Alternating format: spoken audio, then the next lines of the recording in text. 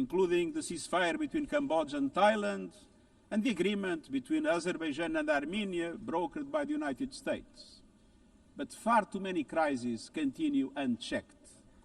Impunity prevails, lawlessness is a contagion, it invites mayhem, accelerates terror, and risks a nuclear free-for-all.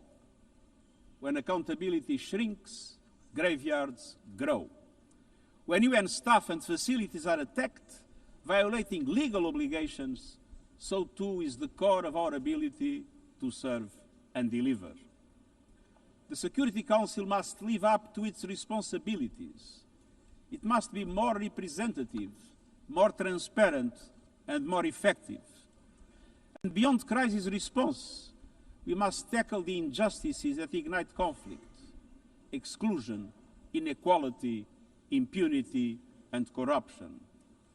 The surest way to silence the guns is to raise the volume for justice. Real security is born of fairness and opportunity for all. Excellences, cela m'amène au deuxième point. This leads me to my second point.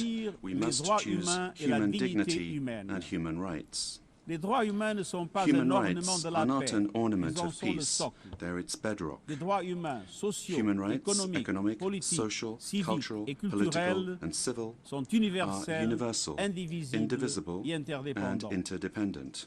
Choisir les droits, Choosing c'est rights plus que des means paroles. more than C'est words. choisir la justice It plutôt que le means choosing silence. justice over C'est silence. préserver la liberté It means et l'espace protecting civique. freedom and civic space. Faire avancer l'égalité pour Advancing les femmes et equality les for filles. women and girls. Combattre le Confronting racisme et la racism and discrimination sous discrimination toutes leurs in formes. all its forms. Protéger les défenseurs des Protecting droits human humains, rights les defenders, journalistes journalists, et la liberté and freedom of d'expression, speech.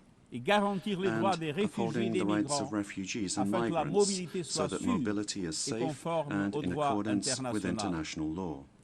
Les droits humains sont un Human combat rights quotidien, are a daily en battle, ligne comme hors online ligne. and offline. Ils exigent de la They volonté require politique, political will. mais la dignité ne se But résume dignity pas à la is not only protection des droits. about the protection of Elle rights. exige pleinement concrétiser ces droits About grâce rights à un fulfilled développement through inclusif inclusive et and résilient. resilient development. Des droits qui mettent fin à la Rights that pauvreté put an end et à la to faim. poverty and hunger. Des droits qui ouvrent Rights de la that voie de open l'éducation, doors de la to santé education, et des health opportunités. and opportunity. Les objectifs de The développement Sustainable durable Development sont Goals notre feuille are de our route shared commune roadmap pour for concrétiser ces achieving droits. these rights.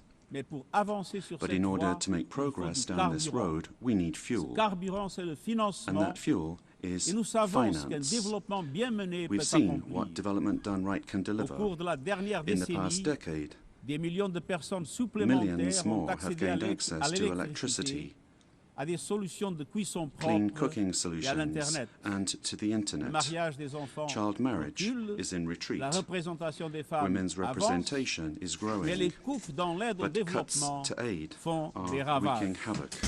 Pour un grand nombre de personnes, They are elles a death représentent une sentence for condamnation many. à mort.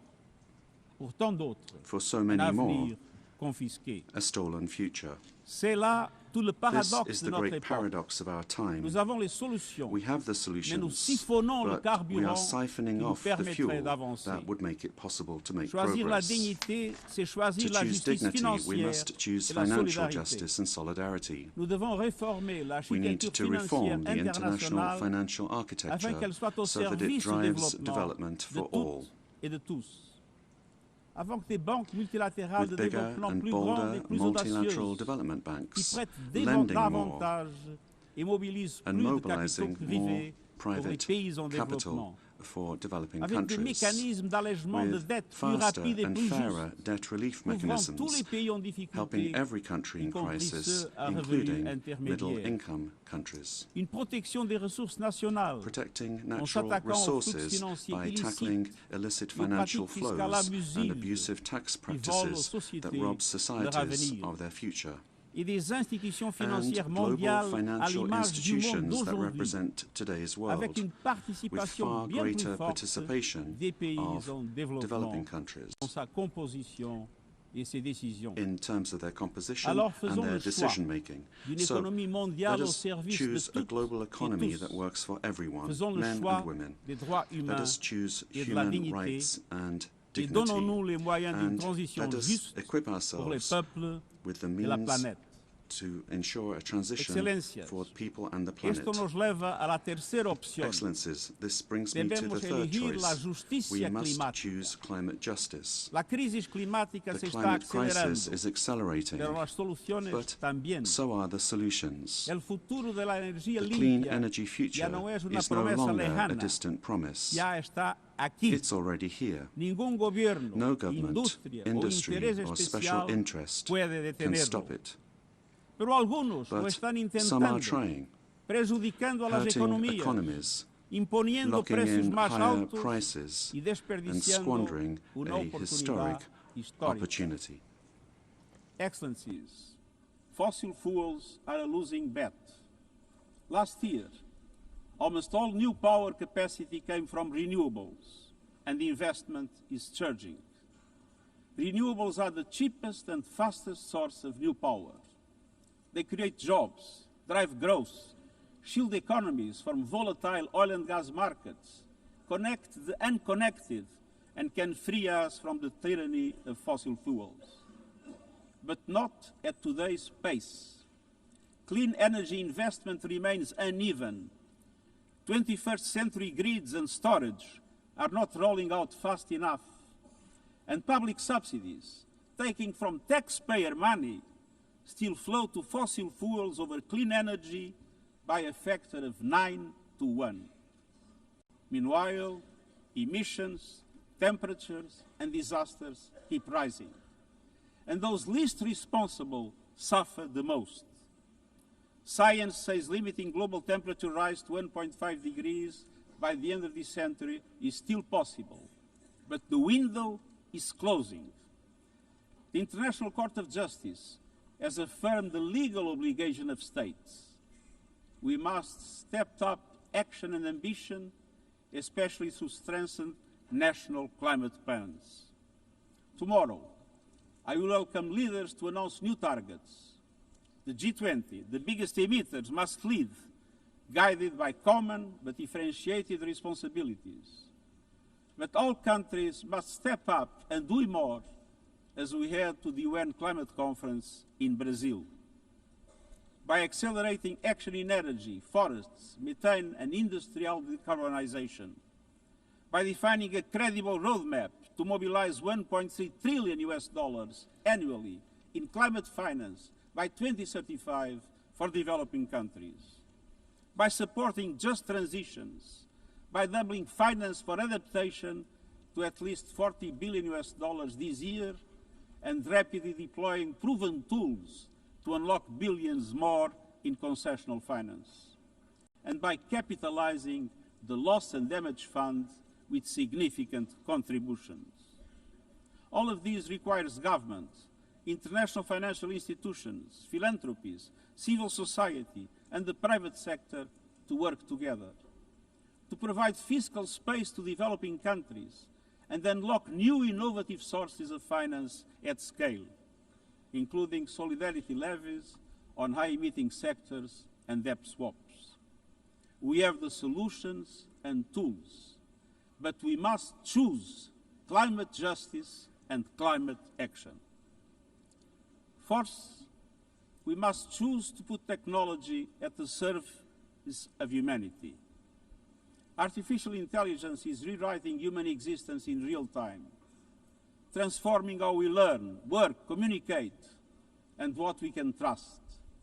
And the question is not how to stop it, but how to steer it for the greater good. Technology must be our servant, not our master. It must promote human rights, human dignity, and human agency. Yet today, AI's advancement in outpacing regulation and responsibility and is concentrated in a few hands. And the risks are expanding to new frontiers, from biotech to autonomous weapons. We are witnessing the rise of tools for mass surveillance, mass social control, mass disruption, and even mass destruction. tools that can drain energy, strain ecosystems, and intensify the race for critical minerals, potentially stoking instability and conflict. Yet, these technologies remain largely ungoverned. We need universal guardrails and common standards across platforms. No company should be above the law. No machines should decide who lives or dies. No system should be deployed without transparency, safety, and accountability. Last month, this Assembly took a historic step, establishing an independent international scientific panel on AI and an annual global dialogue on AI governance.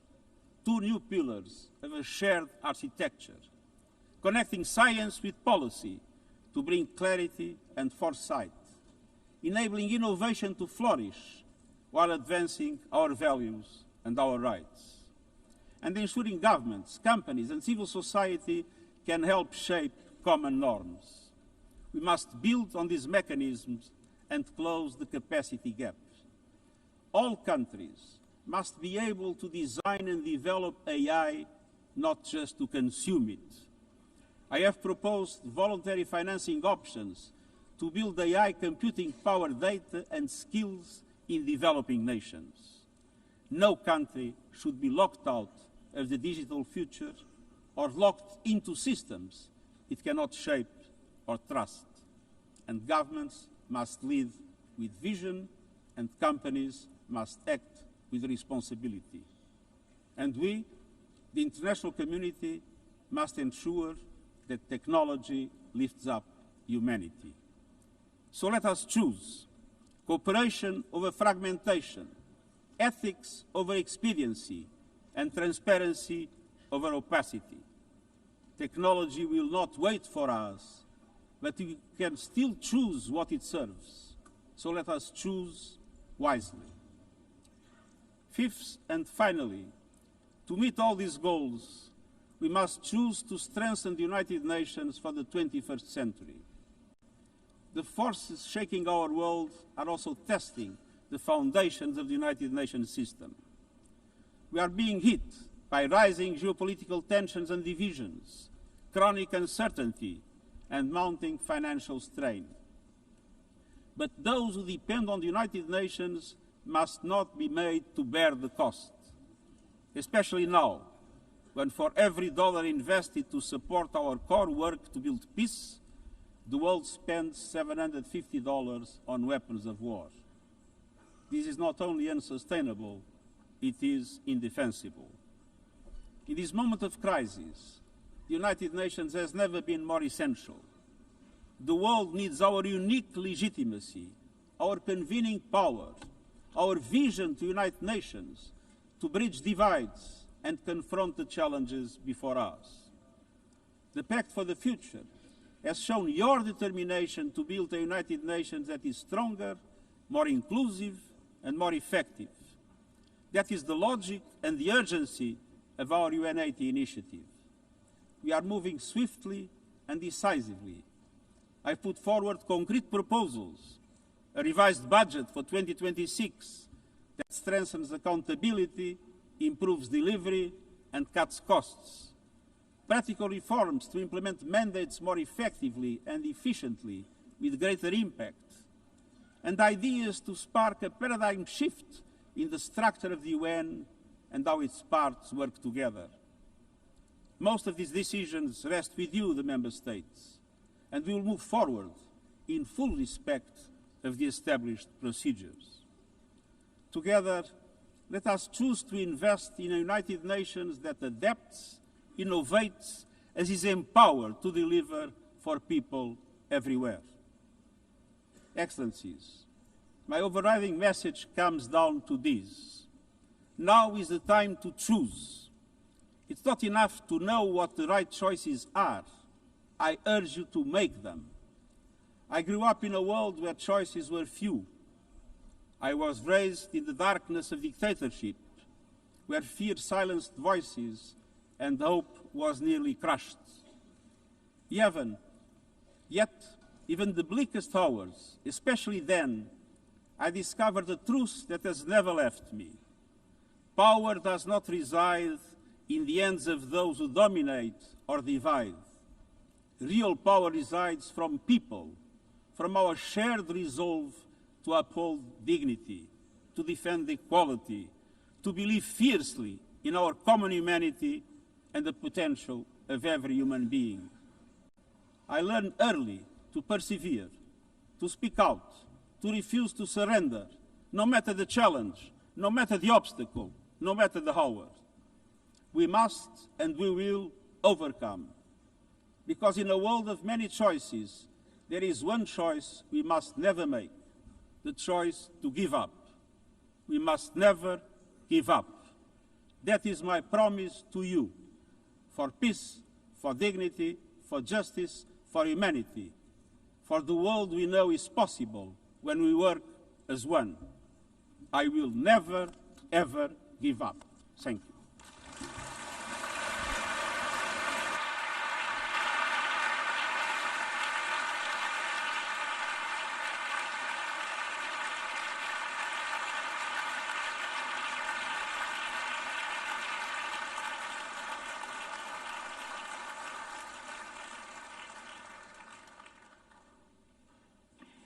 I thank the Secretary General.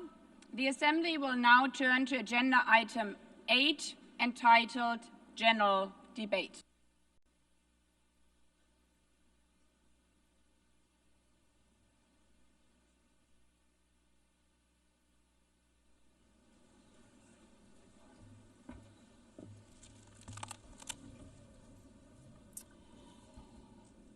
"80 years. Longer than the average human life. This anniversary of the United Nations should have been a moment of celebration. But this is not an ordinary year. Just look at the state of our world, as the Secretary General described. Thousands of orphans in Gaza are wandering around the rubble, eating sand, drinking contaminated water. 90-year-old women in Ukraine are hiding from drones, trapped in their homes instead of living their final years in peace. Children in Haiti, too afraid to walk to school, afraid they might be gunned down by gangs like their friends.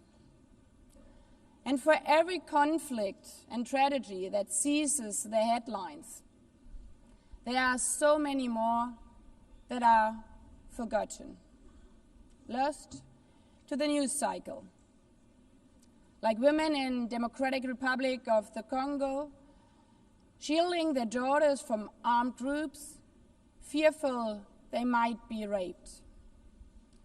And Rohingya children, spending their whole childhood in tattered tents, unable to remember what their home looks like. Faced with these realities, now is not the time to celebrate, but to ask ourselves, where is the United Nations? Distinguished heads of state and government, Mr. Secretary General, Excellencies, ladies and gentlemen, people out there in the world watching us. Clearly, we have to do better. But what we should not let cynics allow to weaponize these failures, to argue that our institution is a waste of money, outdated, irrelevant. When the principles of the Charter are ignored, is it the UN that has failed?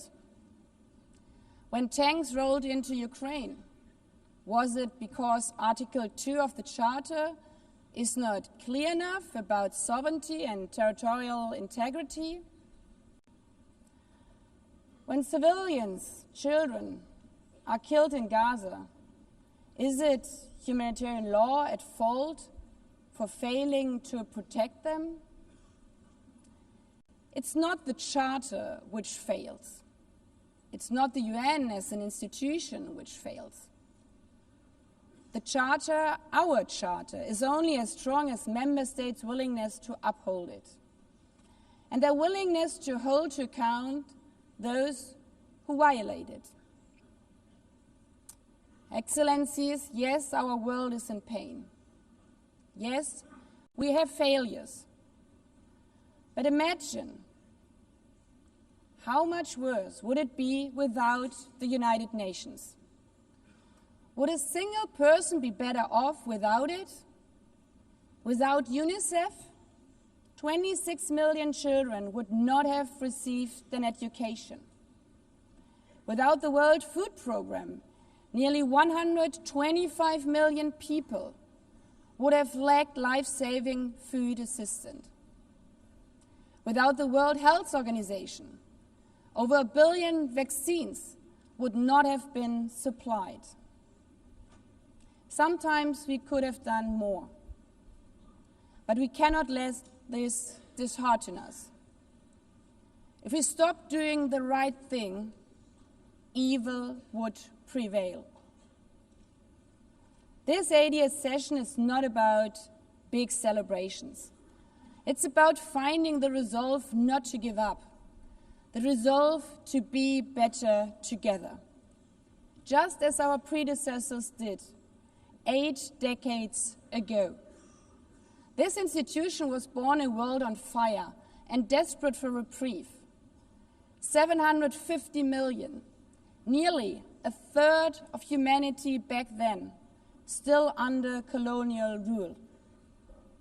2 world wars in a generation, 70 million dead. The horrors of the Holocaust revealed to our collective shame. This was a generation that knew almost nothing but suffering and despair. The signing of the Charter in 1945 gave hope to millions, gave us a North Star that guided our path from the ashes of war, helped guide nations from colonial rule into independent states, helped end apartheid. Across the decades, the United Nations has been a compass pointing toward peace, humanity, and justice. We have not always succeeded, but the story of this institution is not a story of easy victories. It's a story of falling and rising, of pulling ourselves and each other back up and trying harder. We gather here for the 80th time, not for empty celebration, not out of ritual, not to hear our own voices. We gather to prove that this institution matters, and that through this institution, every nation represented here, no matter how big or small, can summon again the strength and unity first shown in San Francisco 80 years ago. The courage and resolve of world leaders, who even while some called them back then naive, believed they could build a better world from the wreckage of the old. They showed then what true leadership is. It's not about imposing your will or putting others down. True leadership is about lifting others up, not out of altruism, but for our mutual benefit, and even out of our self-interest. Because as our founders and every architect of peace since then has understood, helping others is what makes ultimately our own countries stronger. Could any state have faced the global pandemic alone? The virus did not have any passport. We were only able to solve it at the end with the support of the World Health Organization. The climate crisis does not stop at borders. CO2 emissions anywhere affect people everywhere. Even the wealthiest cities in the world cannot shield themselves from wildfires. And imagine coming here by plane, how safe would you feel to step into the next airplane if there were no international civil aviation organization anymore, which is responsible for setting safety regulations for 5 billion passengers each year? How comfortable would you be with your children using the internet while AI is uncontrolled and unchecked, as the lines between what is real and fake start to blur? In this globalized, digitalized world, we work together or we suffer alone. Excellencies, the theme of this milestone session and the high-level week is therefore better together. 80 years and more for peace, development, and human rights. Will living up to that be easy? No. But this hall was not built for easy times. It was built to come together to confront the hardest topics. This session is a session where the high-level week is about resolving differences. We showed some of it yesterday already. But even the house of dialogue and diplomacy needs a renovation. That is why the UN80 initiative and the wider reform process are not luxuries, but necessities. We are literally now at a crossroads, a make it or break it moment, politically, financially. Therefore, we have to deliver a United Nations that is agile, cost-effective, and fit for purpose. Member States have to give the Secretary General and this process their full support, because reform cannot stop in New York. It must carry through to every capital. That includes delivering the Pact for the Future and accelerating progress on the Sustainable Development Goals. Again, this is not about charity. It's about addressing the core purposes of this institution, about strengthening our foundations across all 3 pillars: peace and security, human rights, and sustainable development. They are inseparable. Leaving hundreds of millions trapped in extreme poverty, vulnerable to crisis, and denied their human rights is not only a moral failure, it's a recipe for global unrest, terrorism, and a tragic waste of humanity's greatest resource, its people. Put it simply, without the SDGs, there cannot be lasting peace. Excellencies, our future as an institution will also be shaped by the selection of the next Secretary General. And here we must pause and reflect. In nearly 80 years, this organization has never chosen a woman for that role. One might wonder how out of 4 billion potential candidates, there could not be found a single one. Of course,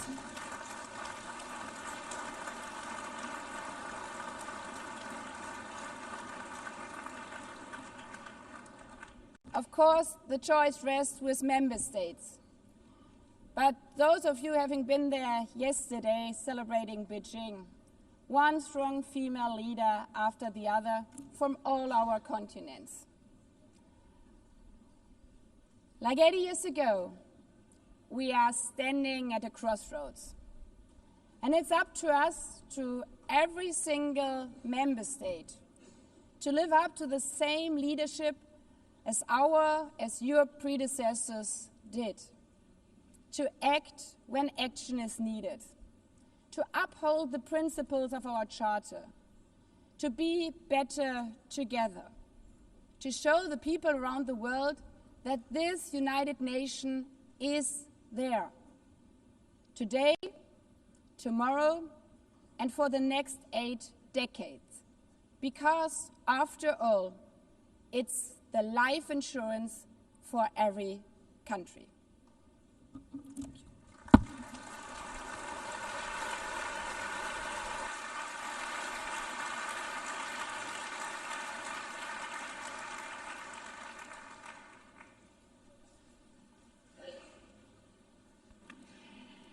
Before giving the floor to the first speaker for this morning, I would like to remind Member States that the list of speakers for the general debate has been established on the agreed basis that statements should be no longer than 15 minutes to enable all the speakers to be heard at a given meeting. Within this time frame, I would like to appeal to speakers to deliver their statements at a reasonable pace so that interpretation into the other official languages may be provided properly.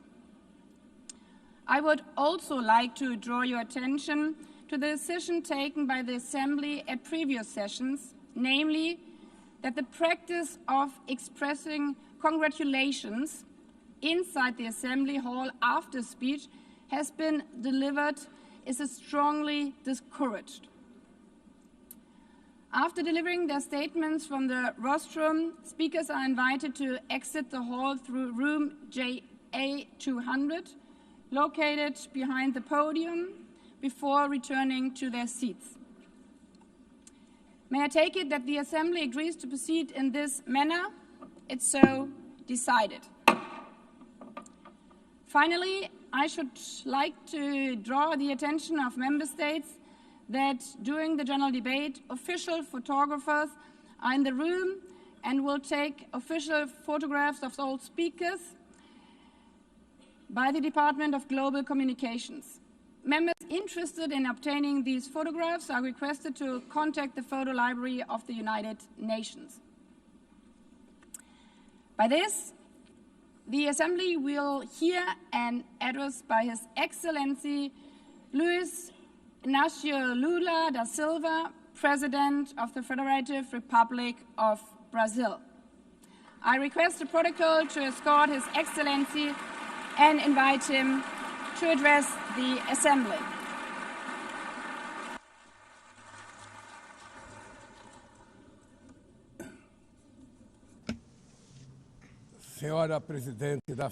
Madam President of the General Assembly, Annalena Baerbock,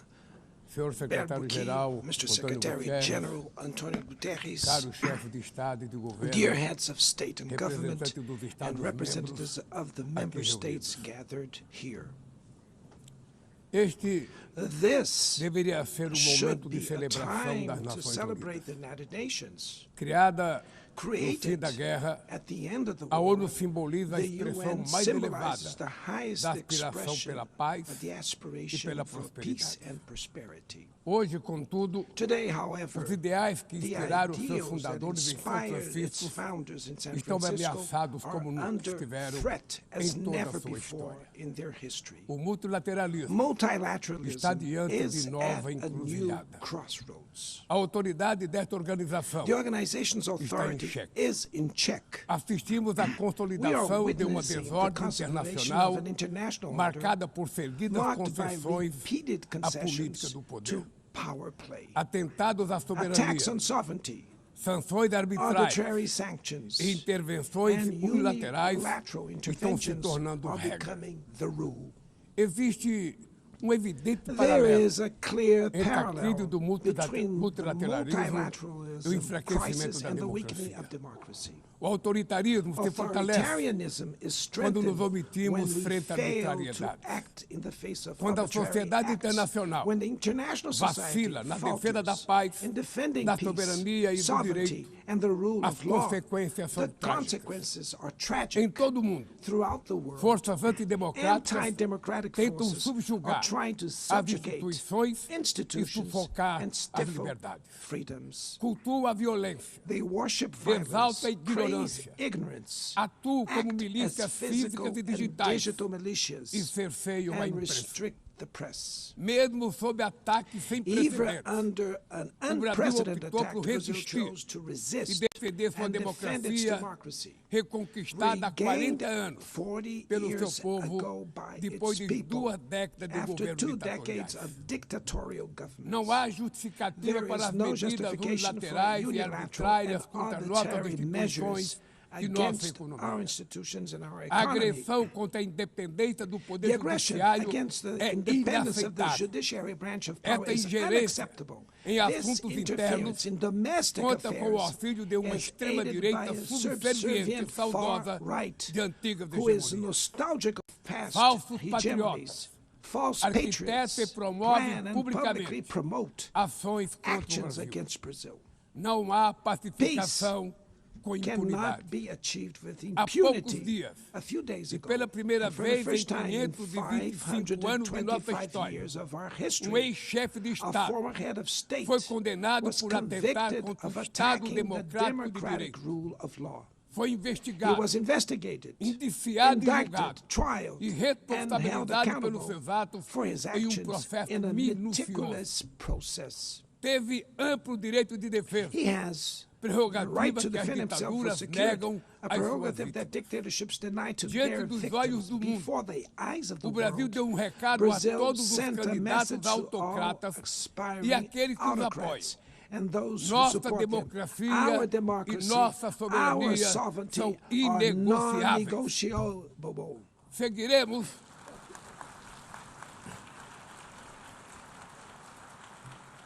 Seguiremos como We will nação continue independente as an e como independent povo nation livre and as de a people qualquer tipo de free tutela. from any type of guardianship. Democracias sólidas, Sound vão além democracies do go ritual beyond eleitoral. the electoral ritual. Seu vigor Its strength pressupõe a redução das presupposes the desigualdades, reduction of a garantia inequalities, dos the direitos mais guarantee of the elementares, most basic a rights, alimentação, food, a segurança, safety, o trabalho, work, a moradia, housing, a educação education, e a and saúde. health.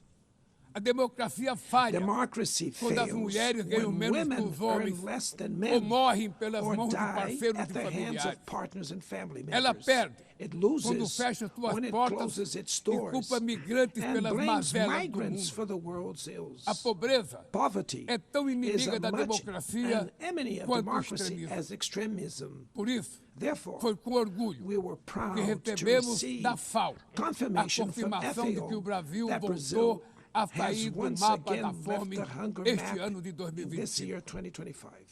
Mas no mundo, But in the ainda há world, 670 there are milhões still de pessoas famintas 670 e million hungry cerca de people 2 and bilhões e about 300 milhões 2.3 billion enfrentam insegurança face alimentar. food insecurity. A única guerra The only que war todos podem of sair which vencedores.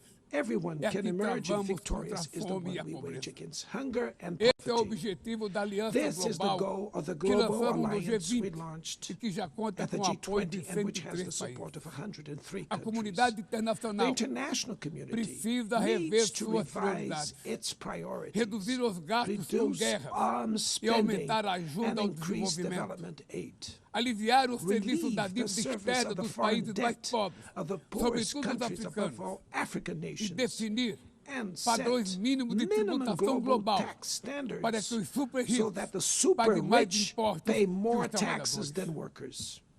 A democracia também se Democracy mede is pela also capacidade measured by de the proteger ability as to protect famílias e a families infância. and the childhood. As plataformas digitais Digital platforms trazem offer possibilidade de nos possibilities for aproximar us to come como together jamais in havíamos ways we imaginado, never imagined. mas têm sido usadas But they para have been semear used for intolerância, sowing misoginia, intolerance, xenofobia e misogyny, desinformação. xenophobia, and A internet misinformation. The internet não pode ser terra cannot be sem a lei. land of Cabe ao poder lawlessness. público proteger It's os up mais to governments vulneráveis. to protect the most Regular vulnerable.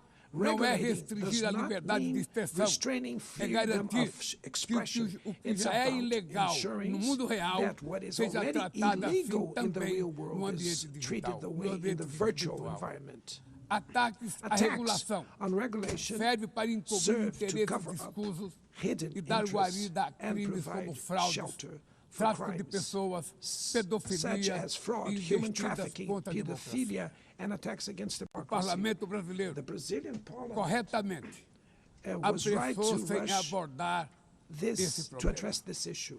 Com orgulho, Last week, promulguei na I última proudly semana enacted uma das leis mais one of the avançadas world's do most mundo advanced laws para for the proteger, protection para a of proteção de children and crianças e adolescents adolescentes in na the esfera digital. digital environment. Também enviamos ao Congresso Also, we Nacional sent draft bills projeto de lei to the National para Congress fomentar a to foster concorrência nos competition mercados digitais and digital e para markets and to incentivar encourage the a instalação installation de data of centers sustainable sustentáveis. data centers.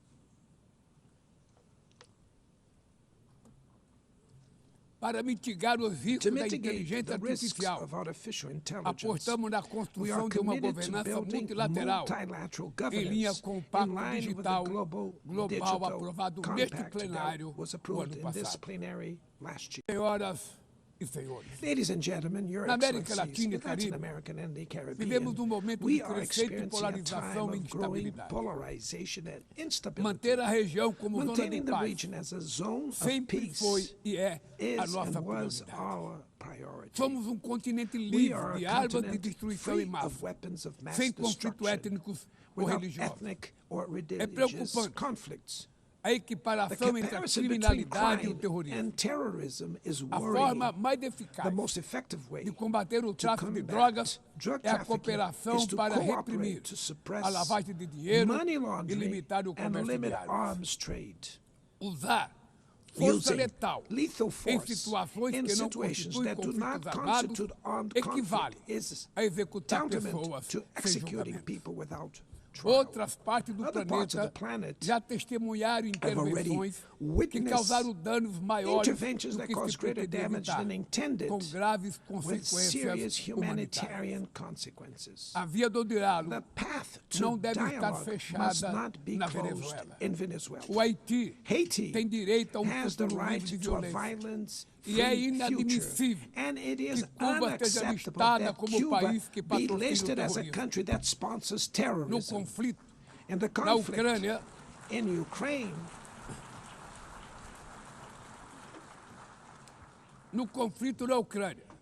in the todos já conflict in sabemos Ukraine, que não we haverá all solução militar. already know that there will be O no recente encontro no military Alasca solution.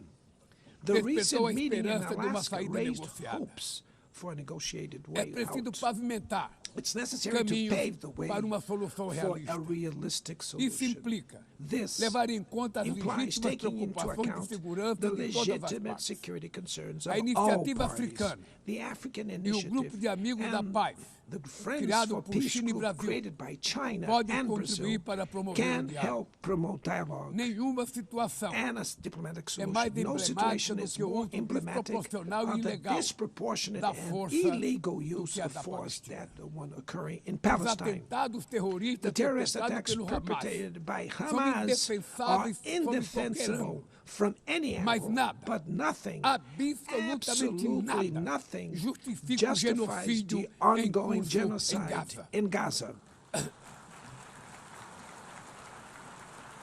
Ali, There, sob toneladas de under escombros, tons of rubble, estão enterradas are dezenas buried de milhares tens de of mulheres e thousands of crianças innocent inocentes. women and children. Ali também estão sepultados o direito We can see internacional that humanitário international e humanitarian o law and the mito da myth of superioridade ethical ética do Ocidente. exceptionalism of the West are Este also massacre being buried there. não This aconteceria massacre would not have sem a happened cumplicidade without dos the que poderiam complicity of evitá-lo. those who could have prevented Em it. In Gaza, Fome é usada hunger como arma is de guerra. used as a weapon of O war, deslocamento and the forçado de forced populações displacement of é populations praticado goes impunemente. Quero unpunished. expressar I minha express admiração my aos admiration judeus to the Jews que dentro e who, fora de Israel, inside and se outside opõem Israel, a esta punição oppose coletiva. this collective punishment. O povo The palestino Palestinian corre o people risco are de at risk desaparecer. of disappearing. Só sobreviverá They como will um only Estado survive independente with an integrado à independent state comunidade integrated internacional. to the international community. Esta é a This solução is the defendida por solution mais de defended by more 150 than membros da ONU 150 e afirmada UN members, ontem aqui, reaffirmed neste mesmo yesterday plenário, here in this very mas plenary, obstruída but por barred único by veto. a single É veto. lamentável It is regrettable presidente that Mahmoud President Abbas Mahmoud tenha Abbas sido impedido was prevented pelo by país the host anfitrião de country ocupar of a occupying bancada da the Palestinian Palestina bench nesse at this momento historical moment.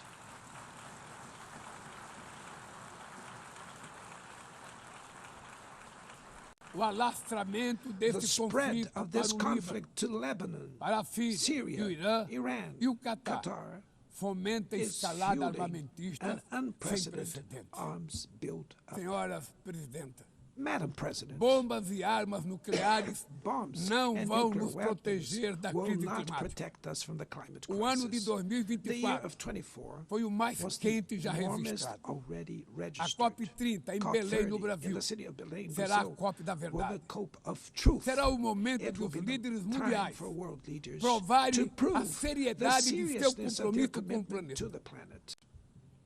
Sem ter o quadro Without completo das a complete contribuições picture nacionalmente determinadas, of the a chamada NDCs, NDC, nationally determined caminharemos de olhos contributions, vendados we para were um verdadeiro walking abismo. blindfolded towards O the Brasil abyss. se Brazil comprometeu a has reduzir committed entre to 59% e reducing its emissions by 67% suas 59 to emissões, and abrangendo todos 67%, os gases de covering efeito all estufa greenhouse em gases todos os and setores da all economia. sectors of the economy. Nações em desenvolvimento Developing nations enfrentam a mudança do face clima climate ao change mesmo tempo em while que lutam grappling contra outros with desafios. other challenges. Enquanto isso, Meanwhile, países ricos rich countries usufruem enjoy de padrão de a vida standard obtido às of custas de living 200 reached anos at de the emissões de expense of gases. 200 years of greenhouse Exigir gas maior emissions. ambição e Demanding maior acesso greater a ambition recursos and greater e access tecnologias to não é resources uma and questão de technology. caridade, It's not a matter of é charity, apenas uma but questão de of justiça. justice. A corrida The por minérios race for críticos critical essenciais minerals para a essential transição for energética energy não transition pode cannot reproduzir a lógica reproduce the predatória predatory que and marcou asymmetrical os últimos logic séculos. that has Em characterized Belém, recent centuries. In o Belém mundo vai City, conhecer the a world realidade will da learn Amazônia. about the O reality of Brasil the já Amazon. reduziu pela metade Brazil has already o reduced desmatamento na região deforestation by nos half dois in the últimos anos. region in the last 2 years. Erradicá-lo requer Eradicating garantia, it condições requires dignas de vida para ensuring seus milhões decent de living habitantes. conditions for its millions of Fomentar o inhabitants. desenvolvimento Promoting sustentável sustainable development é o objetivo is the do Fundo objective of the Florestas Tropical Tropicais Forest para Forever sempre, Facility, que o Brasil which pretende Brazil intends lançar to launch para remunerar to compensate os países que countries mantêm that suas keep their florestas em forests pé. standing. É chegado o momento de passar But the time has da come fase to da prove, negociação to move para a from the etapa da negotiation phase to the implementação. implementation O mundo stage. deve The muito ao world regime owes a lot to the criado pela regime Convenção created do by the Clima. Climate Convention. Mas é necessário Climate change trazer o combate à needs mudança to do be clima brought para to o the coração heart da of the ONU UN para que ela tenha so that a it atenção gets que the merece. attention it Um deserves. conselho A vinculado à council Assembleia Geral, linked to the General com Assembly força e with the legitimidade power para and monitorar legitimacy to compromissos, monitor dará commitments, coerência provide à ação climática. coherence to climate action. Trata-se de um passo This is a fundamental fundamental step na direção de uma towards reforma a mais broader abrangente reform da of the organização, organization, que contemple which também would um also Conselho de include Segurança an ampliado expanded nas Security duas Council in categorias the de seus two membros. member categories. Poucas áreas Few areas retrocederam have tanto worsened como o as sistema much as the multilateral de comércio. multilateral trading system.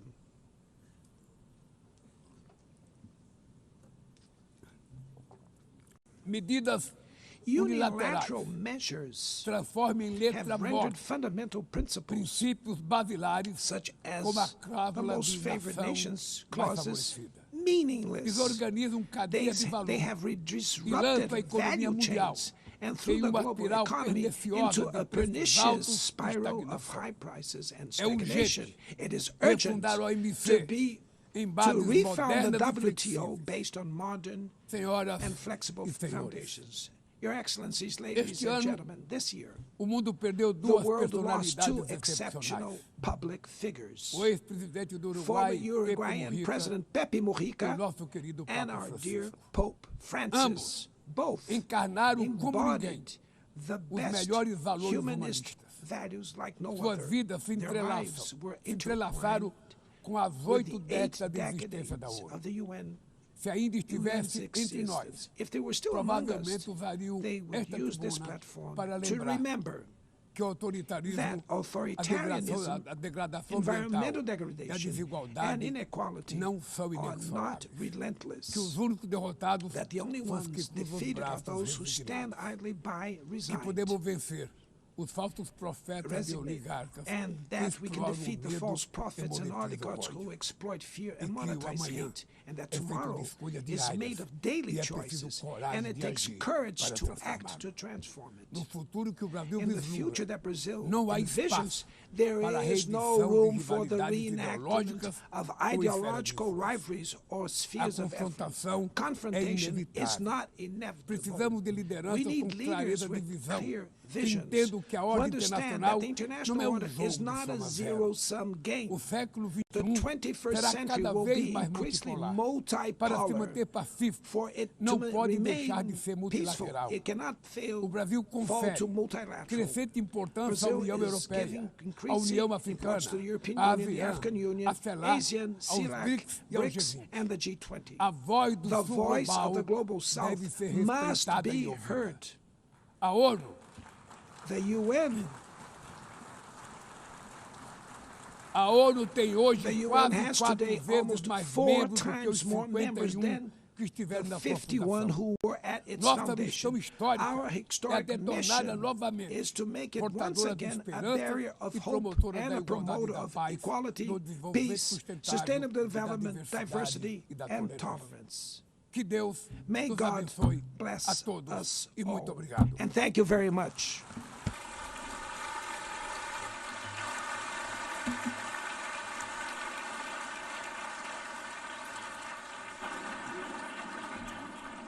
On behalf of the Assembly, I wish to thank the President of the Federative Republic of Brazil,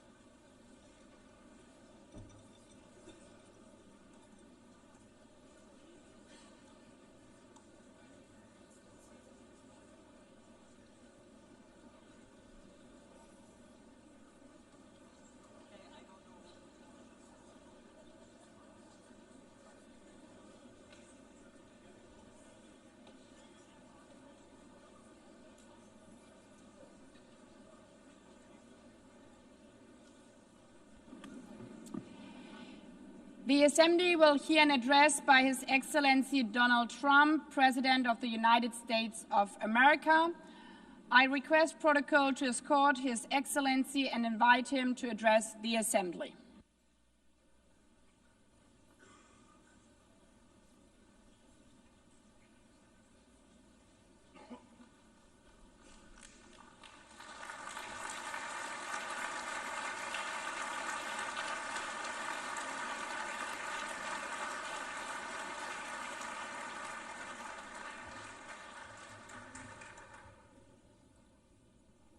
Thank you very much.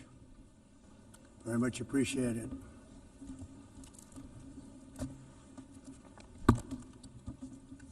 And I don't mind making this speech without a teleprompter, because the teleprompter is not working.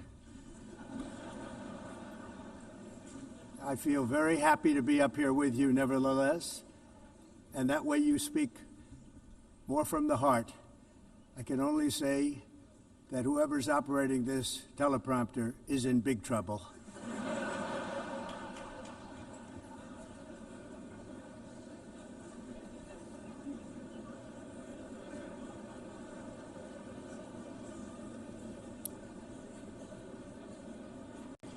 Hello, Madam First Lady. Thank you very much for being here. And Madam President, Mr. Secretary General, First Lady of the United States, distinguished delegates, ambassadors, and world leaders. 6 years have passed since I last stood in this grand hall and addressed a world that was prosperous and at peace in my first term. Since that day, the guns of war have shattered the peace I forged on 2 continents. An era of calm and stability gave way to one of the great crises of our time. And here in the United States, 4 years of weakness, lawlessness, and radicalism under the last administration delivered our nation into a repeated set of disasters. 1 year ago, our country was in deep trouble, but today, just 8 months into my administration, we are the hottest country anywhere in the world, and there is no other country even close. America is blessed with the strongest economy, the strongest borders, the strongest military, the strongest friendships, and the strongest spirit of any nation on the face of the earth. This is indeed the golden age of America. We are rapidly reversing the economic calamity we inherited from the previous administration, including ruinous price increases and record-setting inflation like we've never had before. Under my leadership, energy costs are down, gasoline prices are down, grocery prices are down, mortgage rates are down, and inflation has been defeated. The only thing that's up is the stock market, which just hit a record high. In fact, it hit a record high 48 times in the last short period of time. Growth is surging, manufacturing is booming. The stock market, as I said, is doing better than it's ever done. And all of you in this room benefit by that, almost everybody. And importantly, workers' wages are rising at the fastest pace in more than 60 years. And that's what it's all about, isn't it? In 4 years of President Biden, we had less than $1 trillion of new investment into the United States. In just 8 months since I took office, we have secured commitments and money already paid for $17 trillion. Think of it, 4 years, less than $1 trillion, 8 months, much more than $17 trillion is being invested in the United States, and it's now pouring in from all parts of the world. We've implemented the largest tax cuts in American history and the largest regulation cuts in American history, making this once and again the best country on earth to do business. And many of the people in this room are investing in America, and it's turned out to be an awfully good investment during this 8-month period. In my first term, I built the greatest economy in the history of the world. We had the best economy ever, history of the world. And I'm doing the same thing again, but this time it's actually much bigger and even better. The numbers far surpass my record-setting first term. On our southern border, we have successfully repelled a colossal invasion. And for the last 4 months, and that's 4 months in a row, the number of illegal aliens admitted and entering our country has been 0. Hard to believe, because if you look back just a year ago, it was millions and millions of people pouring in from all over the world, from prisons, from mental institutions, drug dealers. All over the world they came.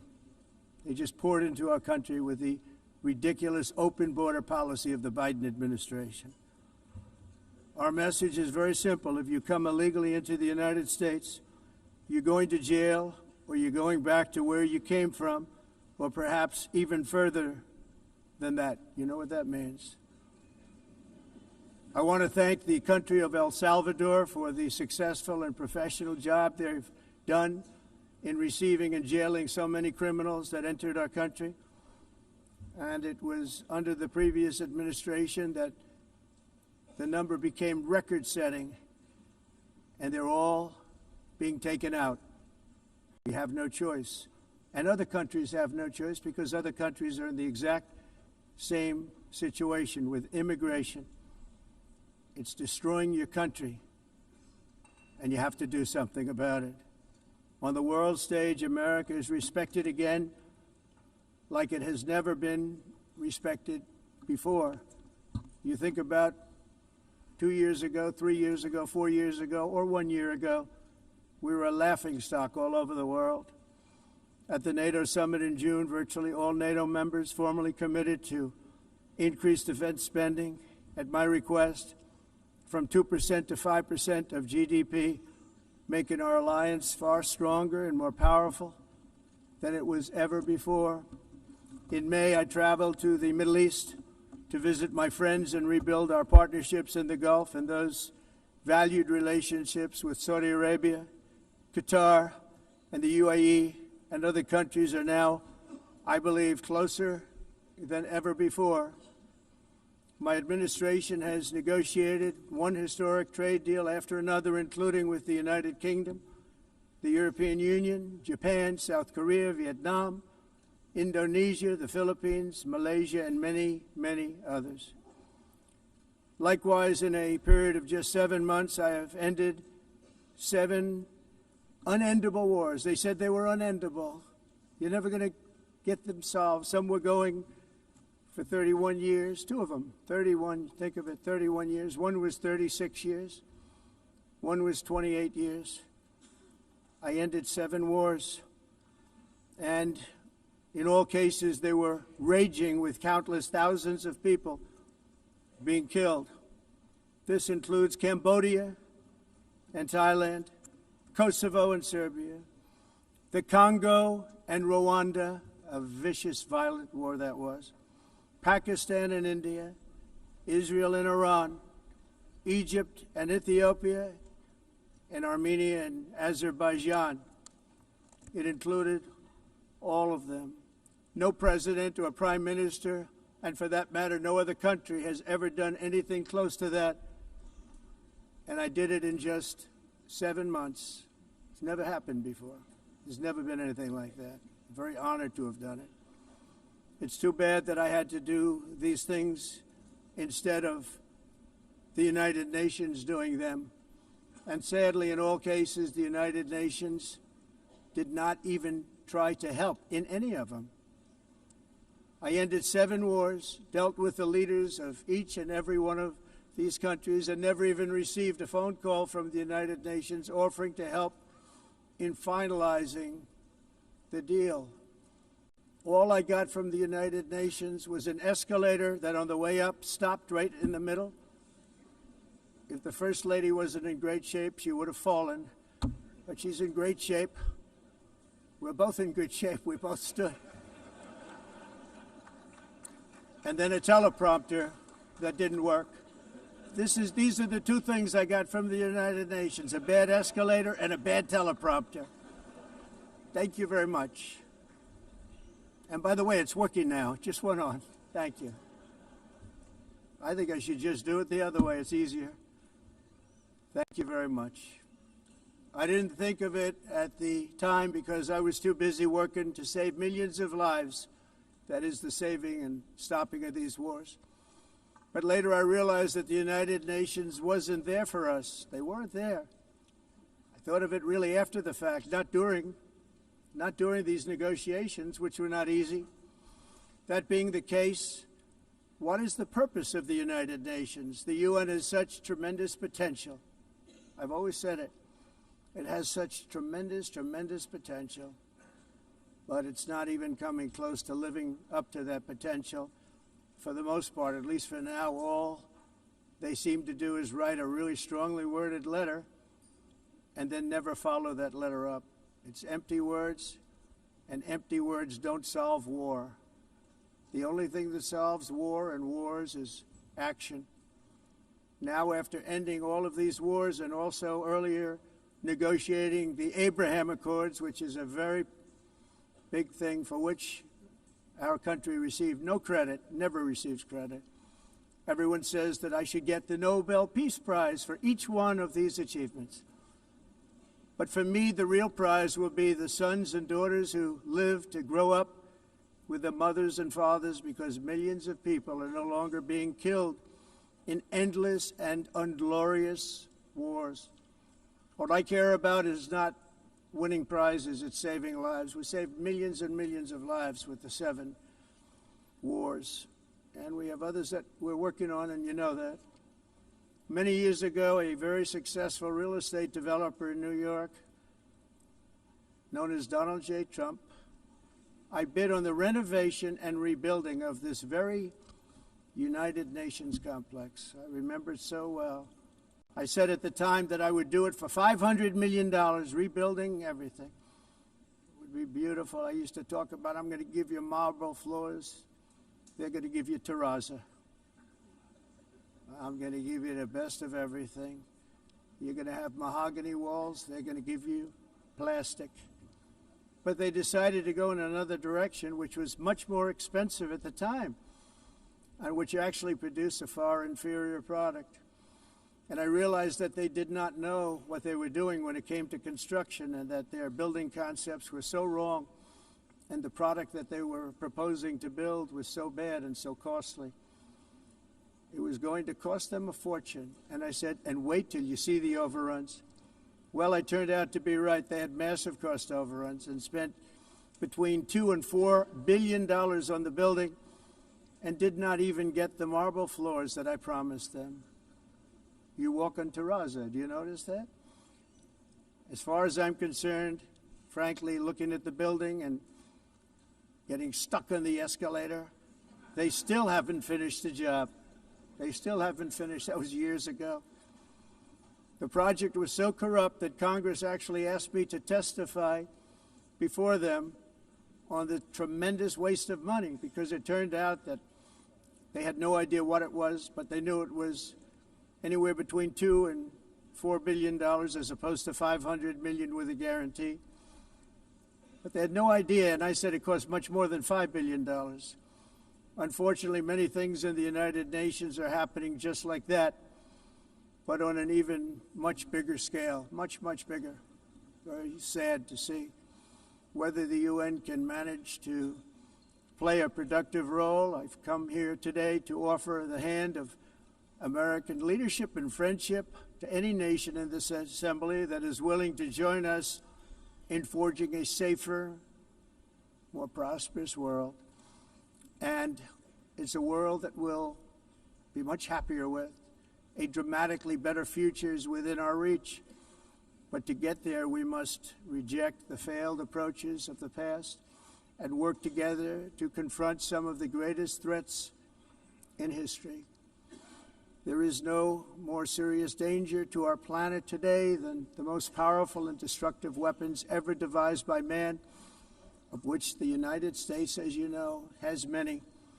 Just as I did in my first term, I've made containing these threats a top priority, starting with the nation of Iran. My position is very simple. The world's #1 sponsor of terror can never be allowed to possess the most dangerous weapon. That's why, shortly after taking office, I sent the so-called Supreme Leader a letter making a generous offer.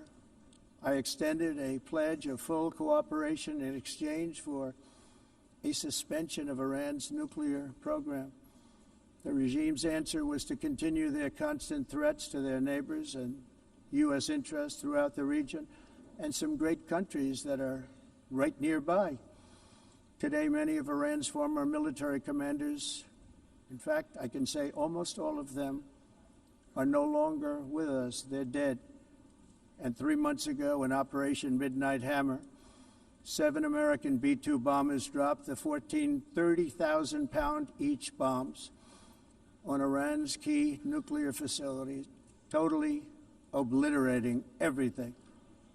No other country on earth could have done what we did. No other country has the equipment to do what we did. We have the greatest weapons on earth. We hate to use them. But we did something that for 22 years people wanted to do. With Iran's nuclear enrichment capacity demolished, I immediately brokered an end to the 12-day war, as it's called, between Israel and Iran, with both sides agreeing to fight no longer. As everyone knows, I have also been deeply engaged in seeking a ceasefire in Gaza. Have to get that done. Have to get it done. Unfortunately, Hamas has repeatedly rejected reasonable offers to make peace. We can't forget October 7th, can we? Now, as if to encourage continued conflict, some of this body is seeking to unilaterally recognize a Palestinian state. The rewards would be too great for Hamas terrorists for their atrocities. This would be a reward for these horrible atrocities, including October 7th, even while they refuse to release the hostages or accept a ceasefire. Instead of giving to Hamas and giving so much, because they've taken so much, they have taken so much. This could have been solved so long ago. But instead of giving in to Hamas's ransom demands, those who want peace should be united with one message: release the hostages now. Just release the hostages now. Thank you.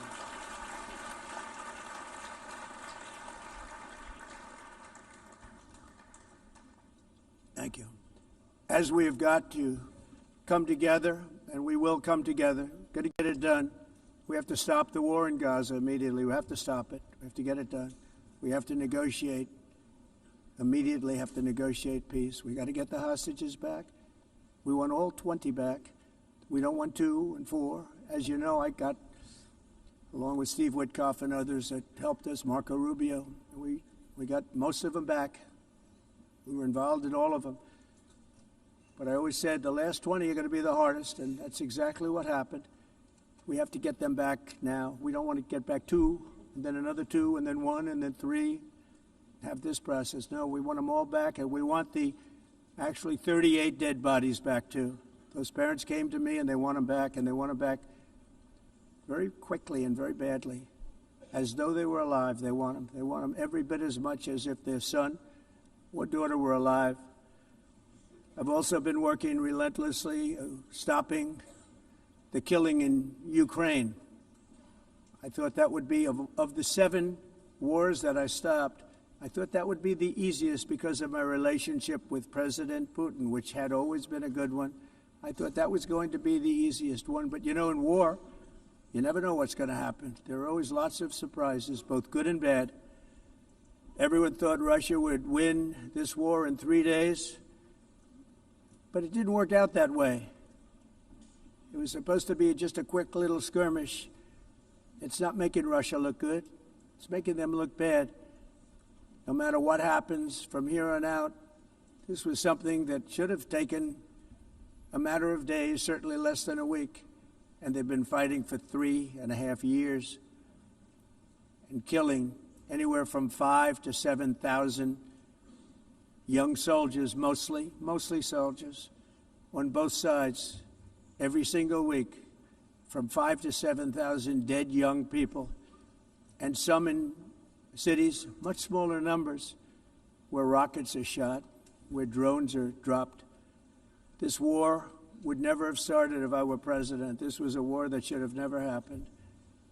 It shows you what leadership is, what bad leadership can do to a country.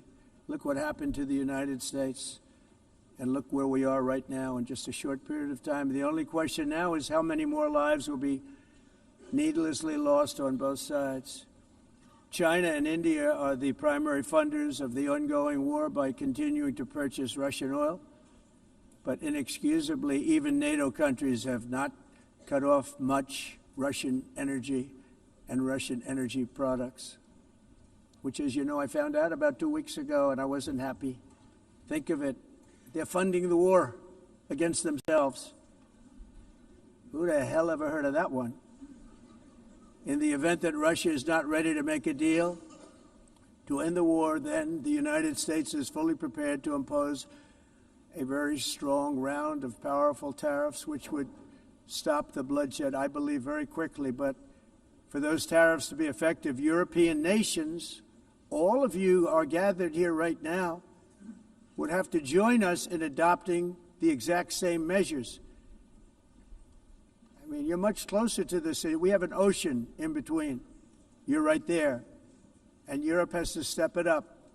They can't be doing what they're doing. They're buying oil and gas from Russia while they're fighting Russia. It's embarrassing to them, and it was very embarrassing to them when I found out about it, I can tell you that. They have to immediately cease all energy purchases from Russia. Otherwise, we're all wasting a lot of time. So I'm ready to discuss this. We're going to discuss it today with the European nations, all gathered here. I'm sure they're thrilled to hear me speak about it, but that's the way it is. I like to speak my mind and speak the truth. As we seek to reduce the threat of dangerous weapons today, I'm also calling on every nation to join us in ending the development of biological weapons once and for all. And biological is terrible, and nuclear is even beyond, and we include nuclear in that. We want to have a cessation of the development of nuclear weapons. We know, and I get to view it all the time. Sir, would you like to see? And I look at weapons that are so powerful that we just can't ever use them. If we ever use them, the world literally might come to an end. There would be no United Nations to be talking about. There would be no nothing. Just a few years ago, reckless experiments overseas gave us a devastating global pandemic. Yet despite that worldwide catastrophe, many countries are continuing extremely risky research into bioweapons and man-made pathogens. This is unbelievably dangerous. To prevent potential disasters, I'm announcing today that my administration will lead an international effort to enforce Biological Weapons Convention, which is going to be meeting with the top leaders of the world by pioneering an AI verification system that everyone can trust. Hopefully the UN can play a constructive role, and it will also be one of the early projects under AI. Let's see how good it is, because a lot of people are saying it could be one of the great things ever, but it also can be dangerous, but it can be put to tremendous use and tremendous good, and this would be an example of that. Not only is the UN not solving the problems it should, too often, it's actually creating new problems for us to solve. The best example is the #1 political issue of our time, the crisis of uncontrolled migration. It's uncontrolled. Your countries are being ruined. The United Nations is funding an assault on Western countries and their borders. In 2024, the UN budgeted $372 million in cash assistance to support an estimated 624,000 migrants journeying into the United States. Think of that. The UN is supporting people that are illegally coming into the United States, and then we have to get them out. The UN also provided food, shelter, transportation, and debit cards to illegal aliens. Can you believe that? On the way to infiltrate our southern border. Millions of people came through that southern border. Just a year ago, millions and millions of people were pouring in, 25 million altogether over the 4 years of the incompetent Biden administration. And now we have it stopped, totally stopped. In fact, they're not even coming anymore because they know they can't get through. But what took place is totally unacceptable. The UN is supposed to stop invasions, not create them and not finance them. In the United States, we reject the idea that mass numbers of people from foreign lands can be permitted to travel halfway around the world, trample our borders, violate our sovereignty, cause unmitigated crime, and deplete our social safety net. We have reasserted that America belongs to the American people, and I encourage all countries to take their own stand in defense of their citizens as well. You have to do that because I see it. I'm not mentioning names. I see it, and I could call every single one of them out. You're destroying your countries. They're being destroyed. Europe is in serious trouble. They've been invaded by a force of illegal aliens like nobody's ever seen before. Illegal aliens are pouring into Europe. Nobody is ever, and nobody's doing anything to change it, to get them out. It's not sustainable.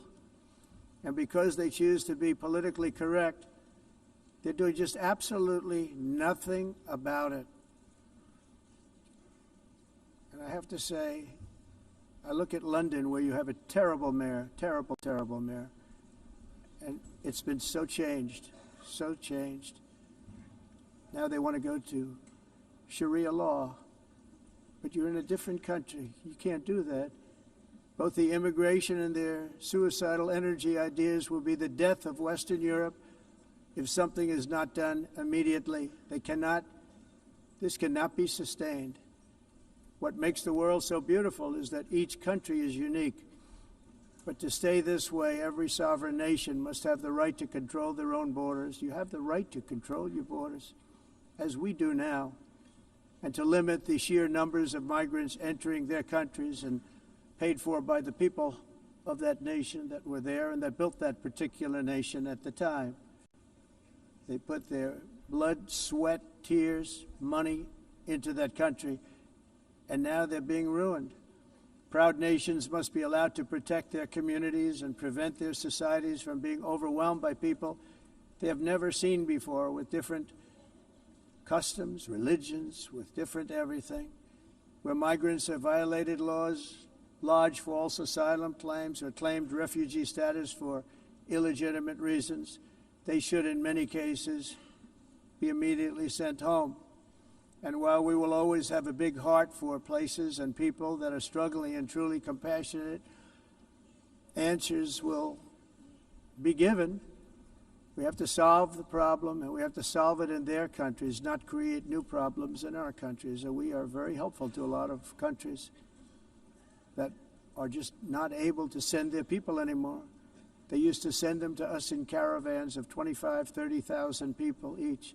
These massive caravans of people pouring into our country, totally unchecked and unvetted. But not anymore. According to the Council of Europe in 2024, almost 50% of inmates in German prisons were foreign nationals or migrants. In Austria, the number was 53% of the people in prisons were from places that weren't from where they are now. In Greece, the number was 54%, and in Switzerland, beautiful Switzerland, 72% of the people in prisons are from outside of Switzerland. When your prisons are filled with so-called asylum seekers who repaid kindness, and that's what they did, they repaid kindness with crime, it's time to end the failed experiment of open borders. You have to end it now. Let's see, I can tell you. I'm really good at this stuff. Your countries are going to hell. In America, we've taken bold action to swiftly shut down uncontrolled migration. Once we started detaining and deporting everyone who crossed the border and removing illegal aliens from the United States, they simply stopped coming. They're not coming anymore. We're getting a lot of credit, but they're not coming anymore. This was a humanitarian act for all involved, because on the trips up, thousands of people a week were dying. Women were being raped. Nobody's ever seen anything like it. Raped, horribly beaten, raped. On the trip up, the journey up, it was a long walk. It was a long, arduous journey, indeed.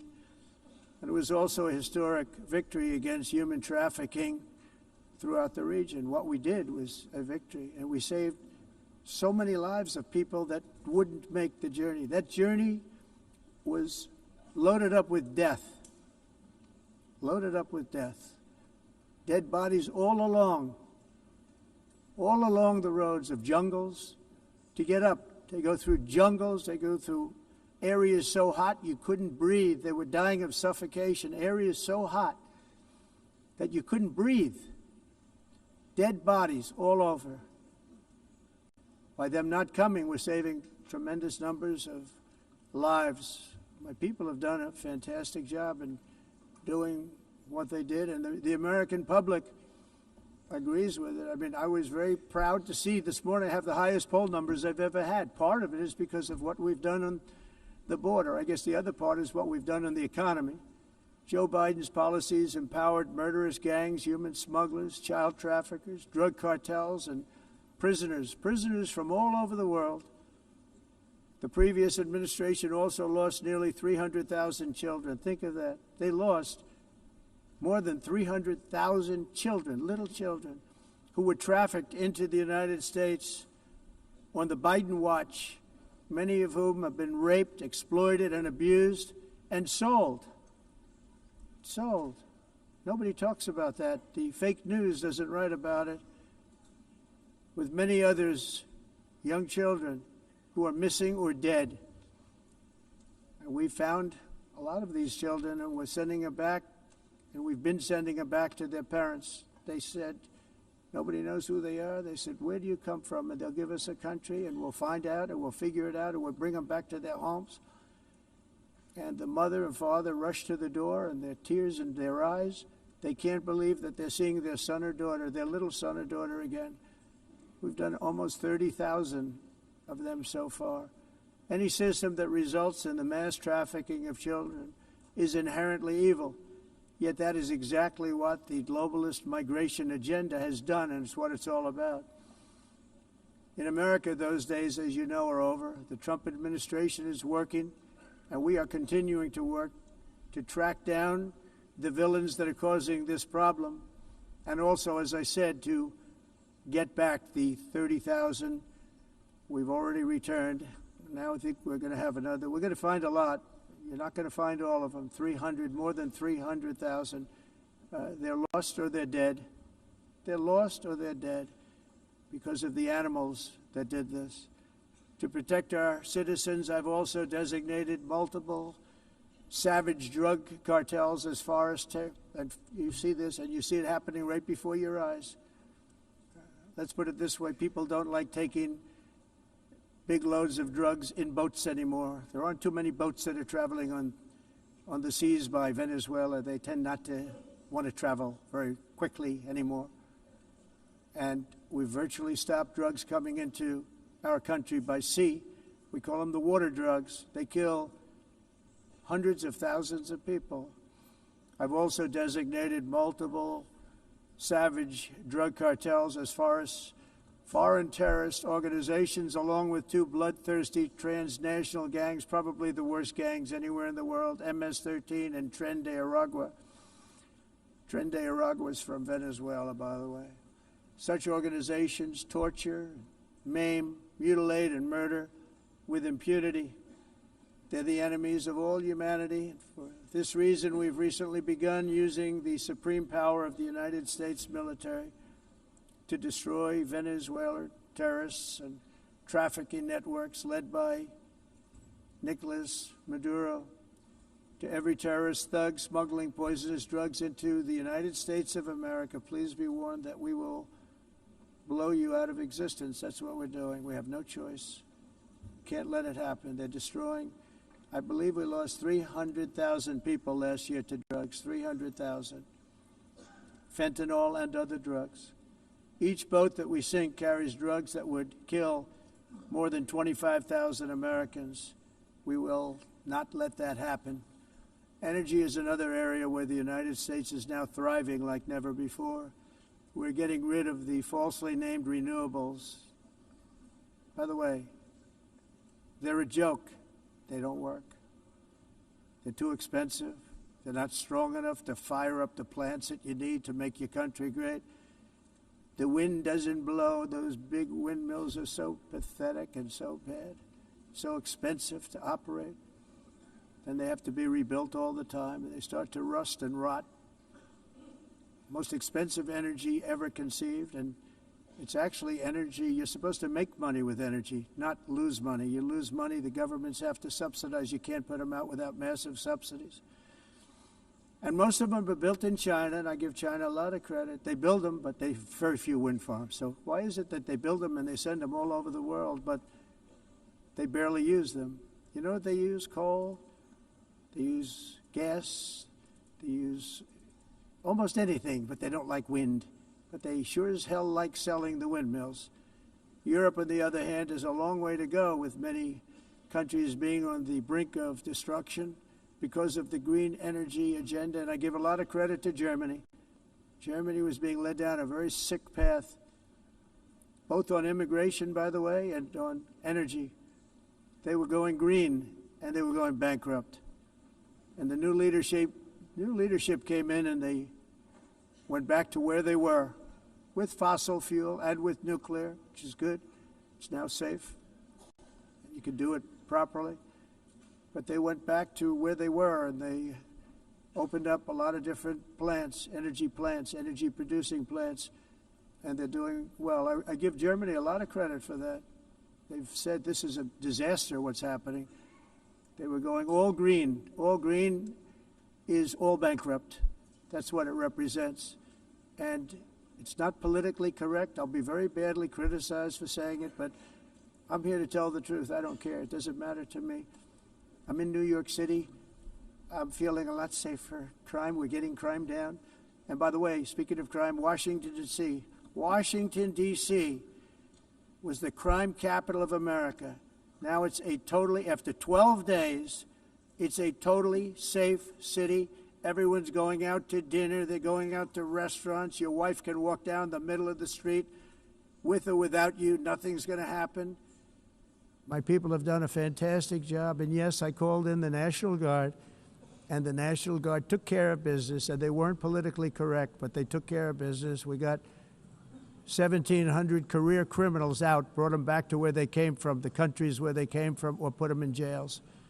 Washington, D.C. is now a totally safe city again, and I welcome you to come. In fact, we'll have dinner together at a local restaurant, and we'll be able to walk. We don't have to go by an armor-plated vehicle. We'll walk right over there from the White House. They've given up their powerful edge, a lot of the countries that we're talking about, in oil and gas, such as essentially closing the great North Sea oil. Oh, the North Sea, I know it so well. Aberdeen was the oil capital of Europe, and there's tremendous oil that hasn't been found in the North Sea. Tremendous oil. And I was with the Prime Minister I respect and like a lot, and I said, you're sitting with the greatest asset. They essentially closed it by making it so highly taxed that no developer, no oil company can go there. They have tremendous oil left, and more importantly, they have tremendous oil that hasn't even been found yet. And what a tremendous asset for the United Kingdom. And I hope the Prime Minister is listening, because I told it to him 3 days in a row. That's all he heard. North Sea oil, North Sea, because I want to see them do well. I want to stop seeing them ruining that beautiful Scottish and English countryside with windmills and massive solar panels that go 7 miles by 7 miles, taking away farmland. But we're not letting this happen in America. In 1982, the executive director of the United Nations Environmental Program predicted that by the year 2000, climate change would cause a global catastrophe. He said that it will be irreversible, as any nuclear holocaust would be. This is what they said at the United Nations. What happened? Here we are. Another UN official stated in 1989 that within a decade, entire nations could be wiped off the map by global warming. Not happening. You know, it used to be global cooling. If you look back years ago in the 1920s and the 1930s, they said, global cooling will kill the world. We have to do something. Then they said global warming will kill the world, but then it started getting cooler, so now they could just call it climate change, because that way they can't miss. It's climate change, because if it goes higher or lower, whatever the hell happens, there's climate change. It's the greatest con job ever perpetrated on the world, in my opinion. Climate change, no matter what happens, you're involved in that. No more global warming, no more global cooling. All of these predictions made by the United Nations and many others, often for bad reasons, were wrong. They were made by stupid people that have cost their countries fortunes and given those same countries no chance for success. If you don't get away from this green scam, your country is going to fail. And I'm really good at predicting things, you know. They actually said during the campaign, they had a hat, the best-selling hat. Trump was right about everything. And I don't say that in a braggadocious way, but it's true. I've been right about everything. And I'm telling you that if you don't get away from the green energy scam, your country is going to fail. And if you don't stop people that you've never seen before, that you have nothing in common with, your country is going to fail. I'm the President of the United States, but I worry about Europe. I love Europe. I love the people of Europe. And I hate to see it being devastated by energy and immigration. This double-tailed monster destroys everything in its wake, and they cannot let that happen any longer. You're doing it because you want to be nice. You want to be politically correct, and you're destroying your heritage. They must take control strongly and immediately of the unmitigated immigration disaster and the fake energy catastrophe before it's too late. The carbon footprint is a hoax made up by people with evil intentions, and they're heading down a path of total destruction. You know, the carbon footprint was a big, big thing a few years ago. I remember hearing about the carbon footprint, and then President Obama would get into Air Force One, a massive Boeing 747, and not a new one, an old one with old engines that spew everything into the atmosphere. He'd talk about the carbon footprint, we must do so. Then he'd get in and he'd fly from Washington to Hawaii to play a round of golf. And then he'd get back onto that big, beautiful plane and he'd fly back and he'd talk about, again, global warming and the carbon footprint. It's a con job. At extreme cost and expense, Europe reduced its own carbon footprint by 37%. Think of that. Congratulations, Europe. Great job. You cost yourself a lot of jobs, a lot of factories closed, but you reduced the carbon footprint by 37%. However, for all of that sacrifice and much more, it's been totally wiped out and then some by a global increase of 54%. Much of it coming from China and other countries that are thriving around China, which now produces more CO2 than all the other developed nations in the world. So all of these countries are working so hard on the carbon footprint, which is nonsense, by the way. It's nonsense. You know, it's interesting.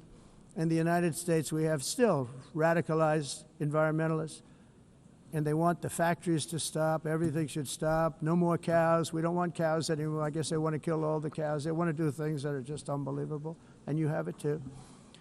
But you know, we have a border, strong, and we have a shape, and that shape doesn't just go straight up. That shape is amorphous when it comes to the atmosphere. And if we had the most clean air, and I think we do, we have very clean air. We have the cleanest air we've had in many, many years. But the problem is that other countries, like China, which has air that's a little bit rough, it blows. And no matter what you're doing down here, the air up here tends to get very dirty because it comes in from other countries where their air isn't so clean. And the environmentalists refuse to acknowledge that. Same thing with garbage. In Asia, they dump much of their garbage right into the ocean. And over about a 1 week and 2 week journey, it flows right past Los Angeles. You've seen it. Massive amounts of garbage, almost too much to do anything about, flowing past Los Angeles, past San Francisco, and then somebody will get in trouble because he dropped a cigarette on the beach. The whole thing is crazy. The primary effect of these brutal green energy policies has not been to help the environment, but to redistribute manufacturing and industrial activity from developed countries that follow the insane rules that are put down to polluting countries that break the rules and are making a fortune. They're making a fortune. European electricity bills are now 4 to 5 times more expensive than those in China, and 2 to 3 times higher than the United States. And our bills are coming way down. You probably see that our gasoline prices are way down. You know, we have an expression, drill, baby, nós drill. reduzimos os custos de energia porque nós faremos, como a expressão, vamos fazer tudo isso, reduzir os custos de energia, e os custos diminuíram nos Estados Unidos. Por exemplo, se você olhar nos países em faturas de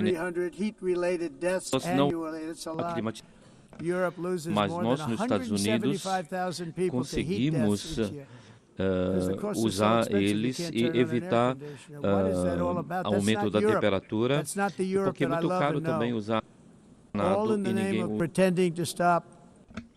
the global warming hoax. The entire globalist concept of asking successful industrialized nations to inflict pain on themselves and radically disrupt their entire societies must be rejected completely and totally, and it must be immediate. That's why in America I withdrew from the fake Paris Climate Accord, where, by the way, America was paying so much more than every country. Others weren't paying. China didn't have to pay until 2030. Russia was given an old standard that was easy to meet, a 1990 standard. But for the United States, we're supposed to pay like $1 trillion. And I said, this is another scam. The fact is, the United States has been taken advantage of by the world for many, many years, but not any longer, as you probably noticed. I unleashed massive energy production and signed historic executive orders to hunt for oil, but we don't have to do much hunting because we have the most oil of any nation anywhere, oil and gas in the world. And if you add coal, we have the most of any nation in the world. Clean, I call it clean, beautiful coal. You can do things today with coal that you couldn't have done 10 years ago, 15 years. So I have a little standing order in the White House. Never use the word coal, only use the words clean, beautiful coal. Sounds much better, doesn't it? But we stand ready to provide any country with abundant, affordable energy supplies if you need them, when most of you do. We're proudly exporting energy all over the world. We're now the largest exporter. In the United States, we want trade and robust commerce with all nations, everybody. We want to help nations. We're going to help nations. But it must also be fair and reciprocal. The challenge with trade is much the same with climate. The countries that followed the rules, all their factories have been plundered. It's really sad to watch. They've been broken. They've been broken by countries that broke the rules. That's why the United States is now applying tariffs to other countries, and much as these tariffs were for many years applied to us, uncontrollably applied to us. We've used tariffs as a defense mechanism under the Trump administration, including my first term, where hundreds of billions of dollars in tariffs were taken in. And by the way, we had the lowest inflation, and now we have very low inflation. The only thing different is that we have hundreds of billions of dollars flowing into our country. But this is how we will ensure that the system works for everyone and is sustainable into the future.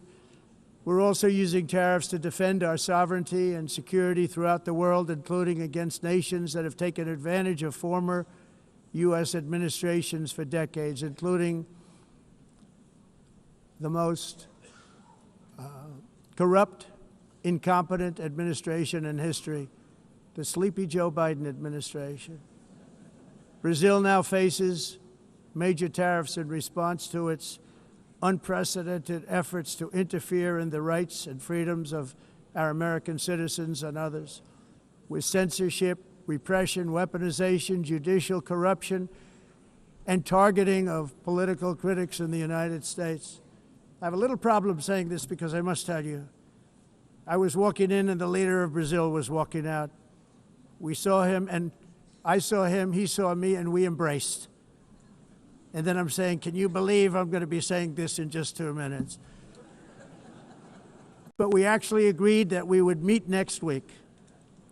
We didn't have much time to talk, like about 20 seconds. They were in retrospect, I'm glad I waited because this thing didn't work out too well.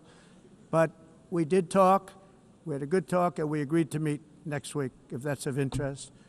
But he seemed like a very nice man, actually. He liked me, I liked him. But if you, and I only do business with people I like. When I don't like them, I don't like them. But we had, at least for about 39 seconds, we had excellent chemistry. It's a good sign.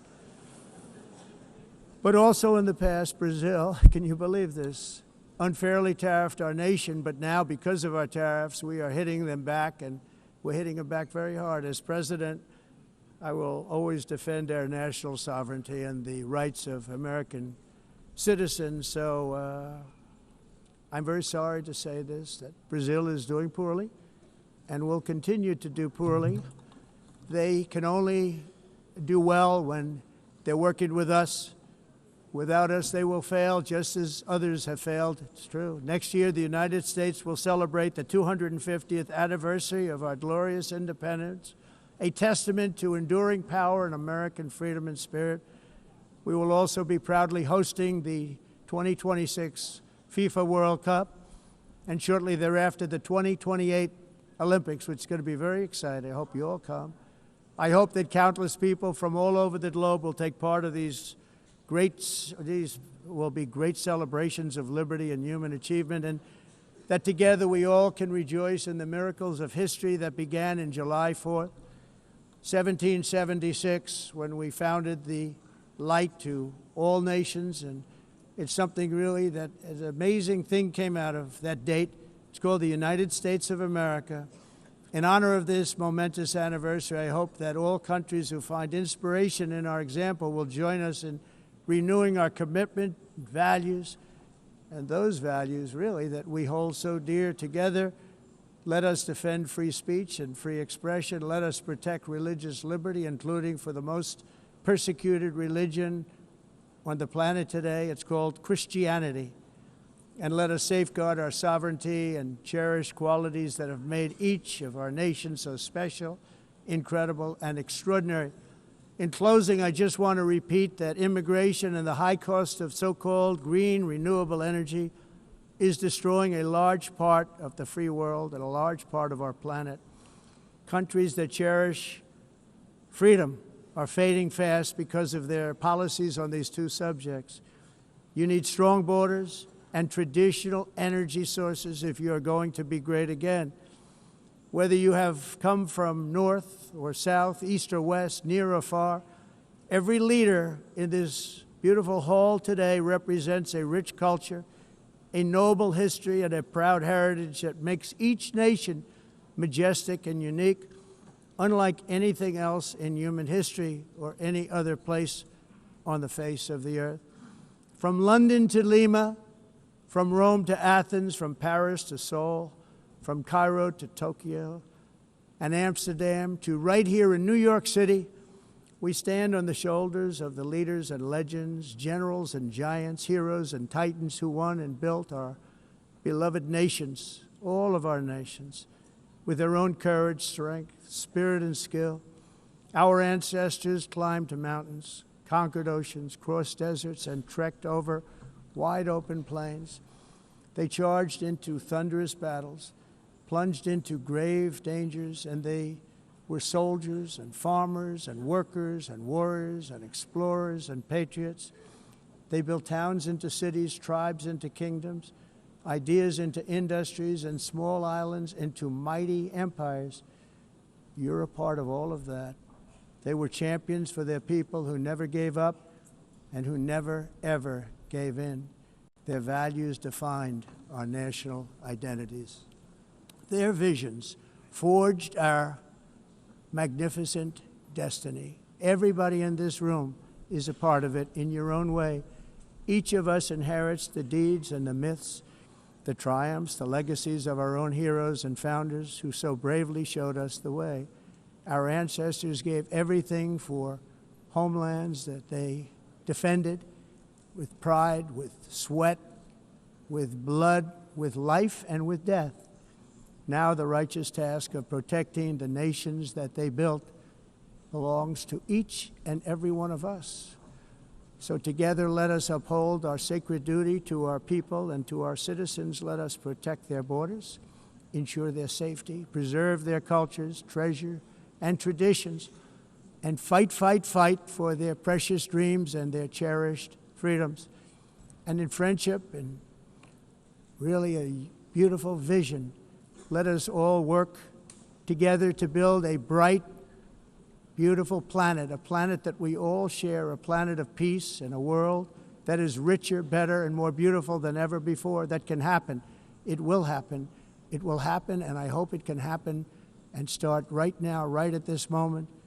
We'll turn it around. We're going to make our countries better, safer, more beautiful. We're going to take care of our people. Thank you very much. It's been an honor. God bless the nations of the world. Thank you very much. Bye.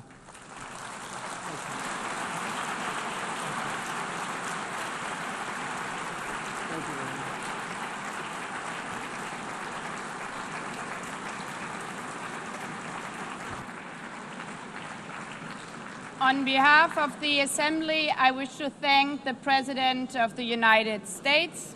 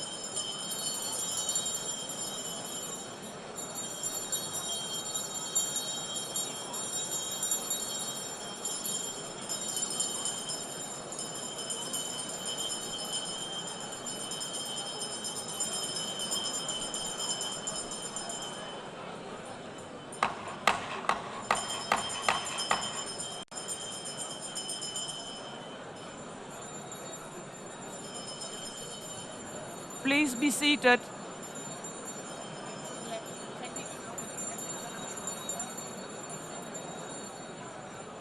Please be seated.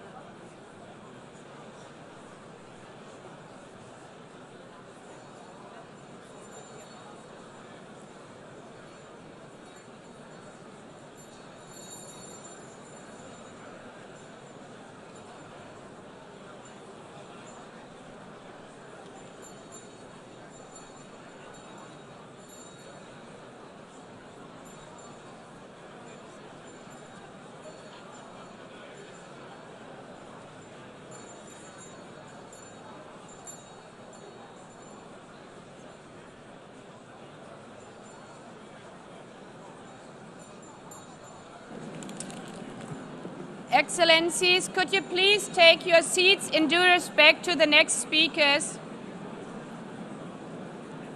The second row, could you please take your seat right now?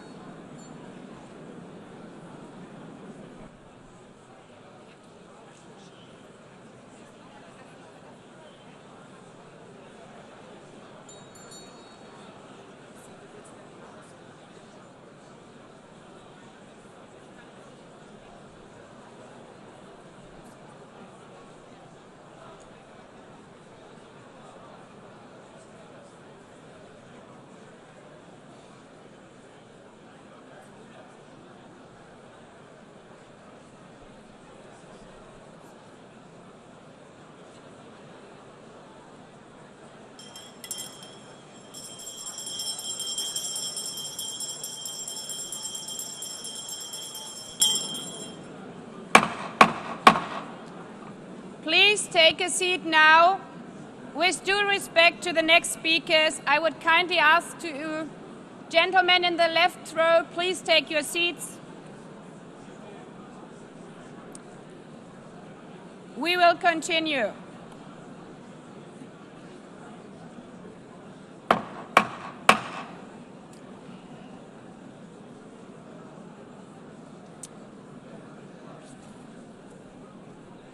Excellencies, as we are receiving queries, I would like to assure you that don't worry, the UN teleprompters are working perfectly.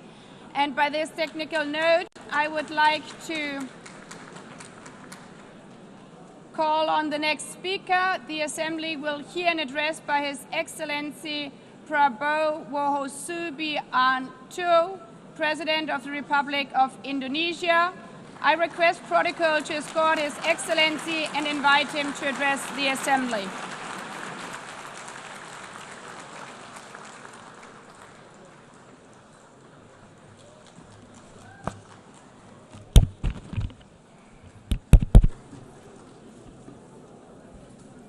His Excellency, Mr. Antonio Guterres, Secretary General of the United Nations, Her Excellency, Madame Annalena Baerbock, President of the United Nations General Assembly, His Excellency, Mr.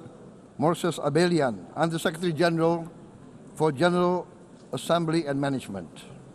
Excellencies, heads of states, heads of governments, distinguished delegates, ladies and gentlemen.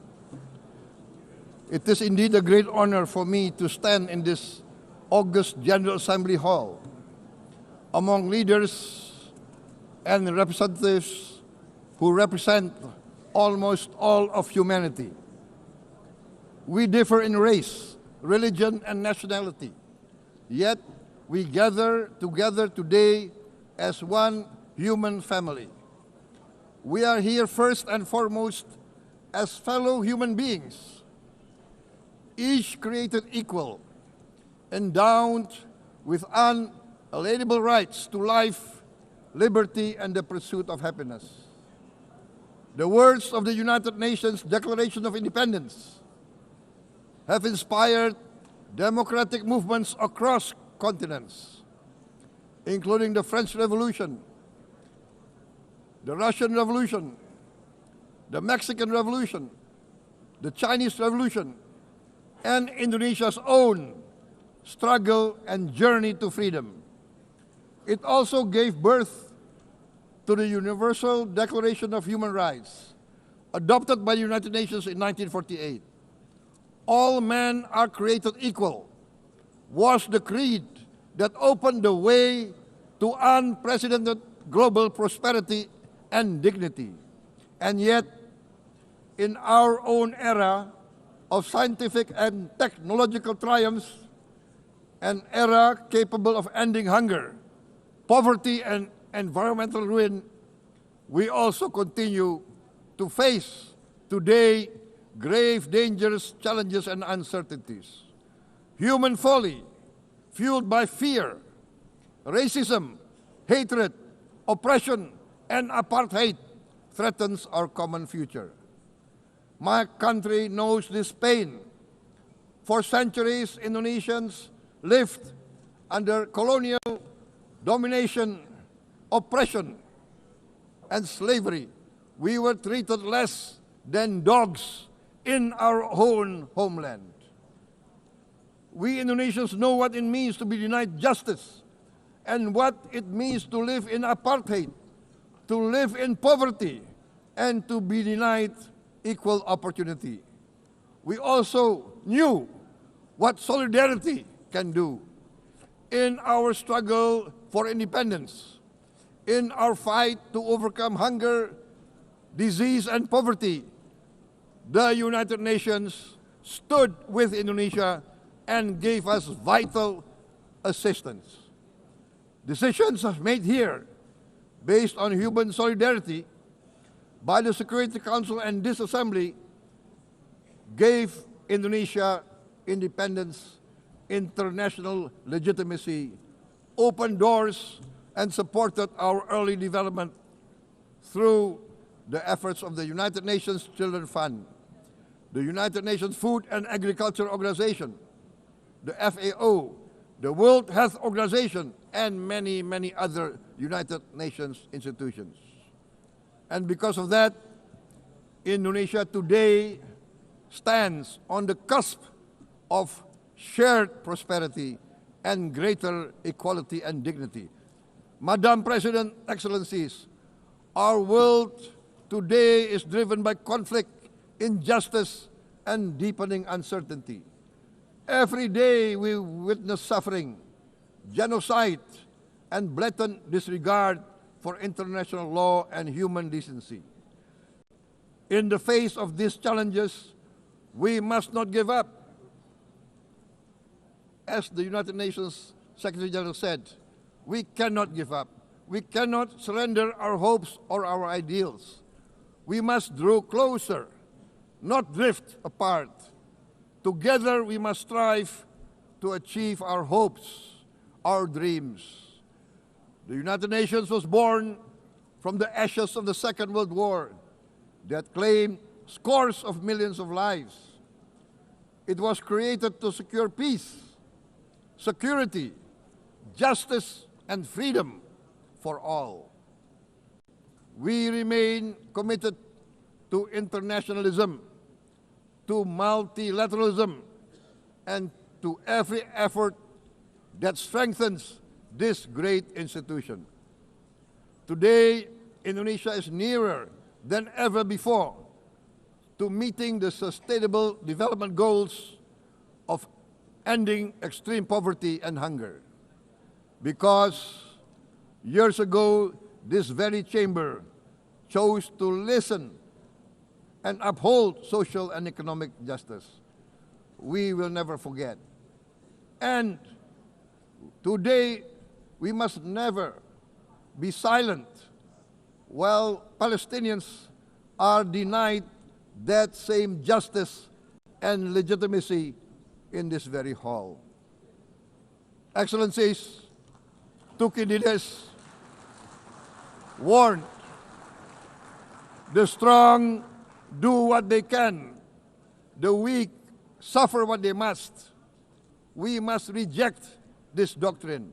The United Nations exist to reject this doctrine. We must stand for all, the strong and the weak. Might cannot be right. Right must be right. Indonesia today is one of the largest contributors to United Peacekeeping Forces. We believe in the United Nations. We will continue to serve where peace needs guardians, not with just words, but with boots on the ground. If and when the United Nations Security Council and this great assembly decide Indonesia is prepared to deploy 20,000 or even more of our sons and daughters to help secure peace in Gaza or elsewhere, in Ukraine, in Sudan, in Libya, everywhere when the peace needs to be enforced, peace needs to be guarded, we are ready. We will take our share of the burden, not only with our sons and daughters, we are also willing to contribute financially to support the great mission to achieve peace by the United Nations. Madam President, Excellencies, I propose to this Assembly a message of hope and optimism, grounded in action and execution. Today, we heard the speech of Madam President, the President of the United Nations General Assembly. Yes, it is true what she said. Without the International Civil Aviation Organization, will we be here today? Will we sit in this great hall? Without the United Nations, we cannot be safe. No country can feel secure. We need the United Nations, and Indonesia will continue to support the United Nations, even though we still struggle, but we know the world needs a strong United Nations. The world's population is growing. Our planet is under strain. Food, energy, and water insecurity haunt many nations.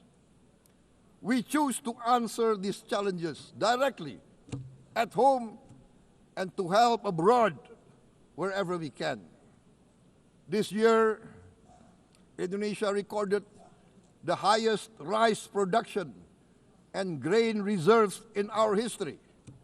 We are now self-sufficient in rice, and we are starting now to export rice to other nations in need, including providing rice for Palestine.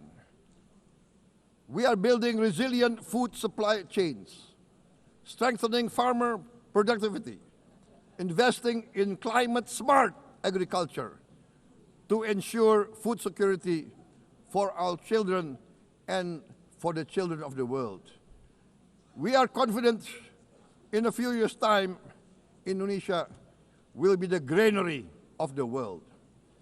As the world's largest island state, we testify before you that we are already experiencing the direct consequences of climate change, particularly the threat of rising sea levels. The sea level on the north coast of our capital city is increasing by 5 centimeters every year. Can you imagine in 10 years? Can you imagine in 20 years? For this, we are forced to build a giant seawall, 480 kilometers in length. It will take us maybe 20 years, but we have no choice. We have to start now. Therefore, we choose to confront climate change, not by slogans, but by immediate steps. We are committed to meeting our 2015 Paris Agreement obligations. We aim to achieve net zero emission by 2060, and we are very confident we can achieve net zero emission much earlier. We aim to reforest more than 12 million hectares of degraded forest, to reduce forest degradation, to empower local communities with quality green jobs for the future. Indonesia is shifting decisively from fossil fuel-based development towards renewable-based development. From next year, most of our additional power generation capacity will come from renewables.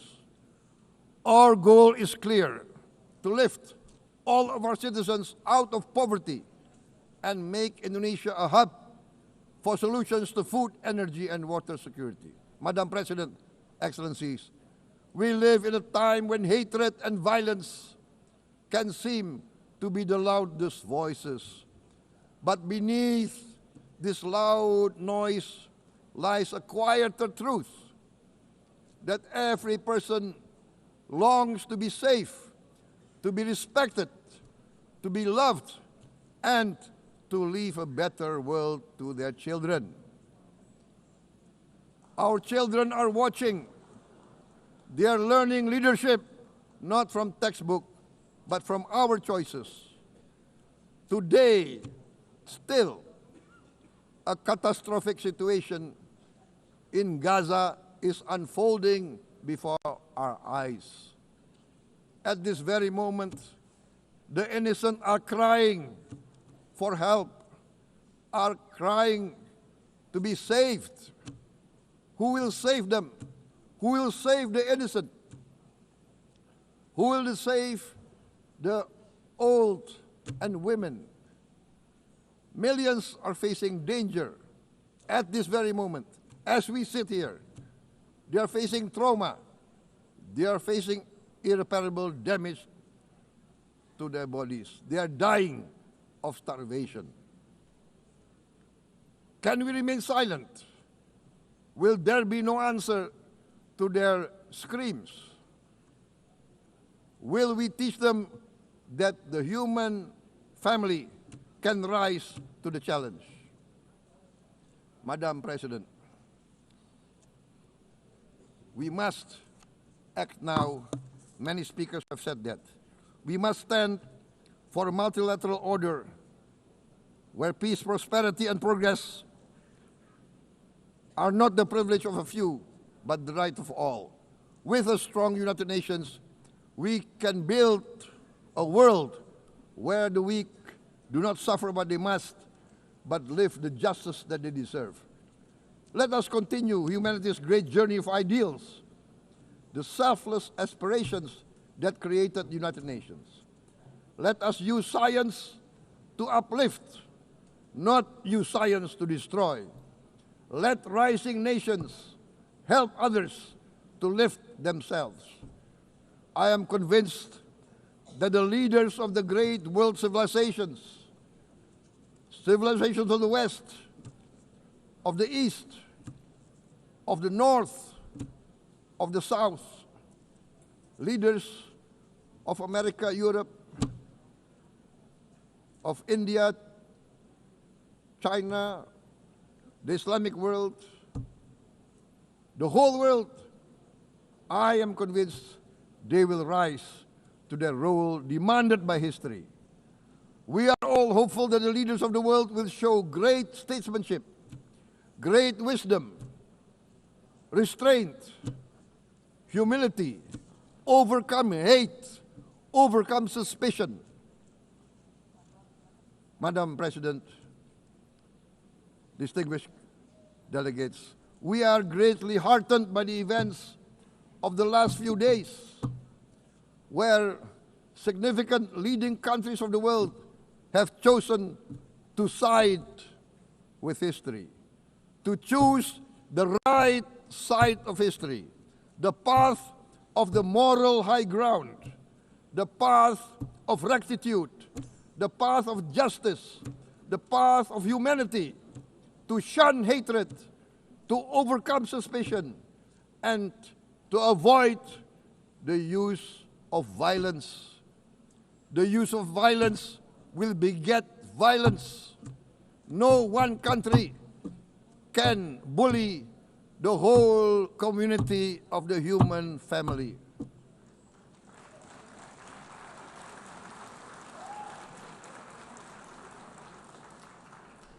We may be weak individually, but the sense of oppression, the sense of injustice has proven in the history of mankind that this sense of injustice, this sense of oppression will unite into a strong force that will overcome this oppression, that will overcome this injustice. To close, I would like to reiterate again Indonesia's complete support for the two-state solution in Palestine. We must have an independent Palestine, but we must also recognize, we must also respect, and we must also guarantee the safety and security of Israel. Only then we can have real peace, and no longer hate and no longer suspicion. The only solution is this two-state solution. Two descendants of Abraham must live in reconciliation, peace, and harmony. Arabs, Jews, Muslims, Christians, Hindus, Buddhists, all religions, we must live as one human family. Indonesia is committed to being part of making this vision a reality. Is this a dream? Maybe, but this is the beautiful dream that we must work together towards. Let us work towards this noble goal. Let us continue humanity's journey of hope, a journey started by our forefathers, a journey that we must complete. Thank you. Wassalamualaikum warahmatullahi wabarakatuh.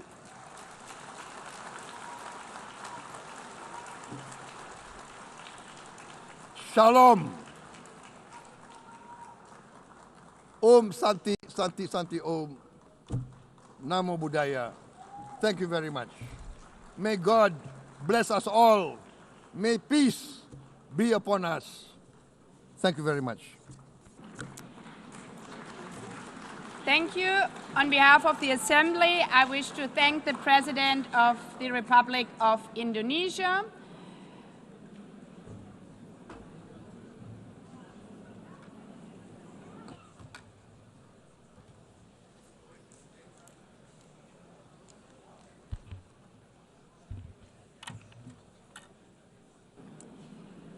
The Assembly will hear an address by His Excellency Recep Tayyip Erdogan, President of the Republic of Turkey. I request protocol to escort His Excellency and invite him to address the Assembly.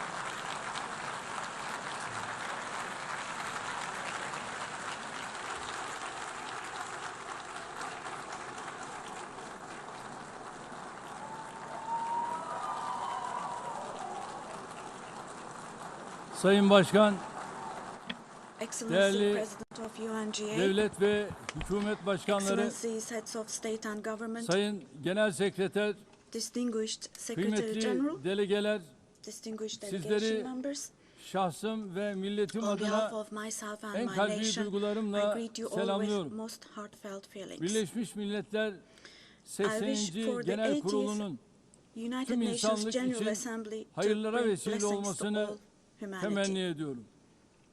İnsanlığın ortak vicdanını temsil I'm eden deeply honored bu to kürsüden address you once again from this sizlere bir podium, kez daha hitap which etmekten represents the collective büyük conscience bir of bahtiyarlık duyuyorum. humanity.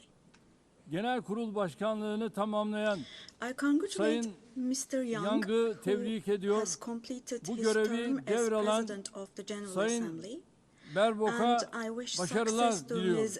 Baerbock, who has Konuşmamın hemen taken başında over this position. Filistin'in giderek artan sayıda ülke At the outset tarafından of my tanındığı speech, bir I would like to dönemde first express my Filistin regret Devlet at the Başkanı absence today Sayın of the Mahmud President Abbas'ın of the State bugün of Palestine, bizzat Mahmud aramızda Abbas, at a time olamayışından when duyduğum üzüntüyü Palestine is being ifade etmek istiyorum. recognized by an increasing number of Biz countries. bugün bu kürsüde Today, kendi we stand here vatandaşlarımızla on this birlikte podium. I sesi stand here on kısılmak this istenen podium Filistin alongside halkına my tercüman olmak 86 için million de citizens, bulunuyoruz. also for our Filistin Palestinian devletini brothers and tanıyacağını sisters açıklayan whose voices are tüm being silenced. ülkelere teşekkür ediyor.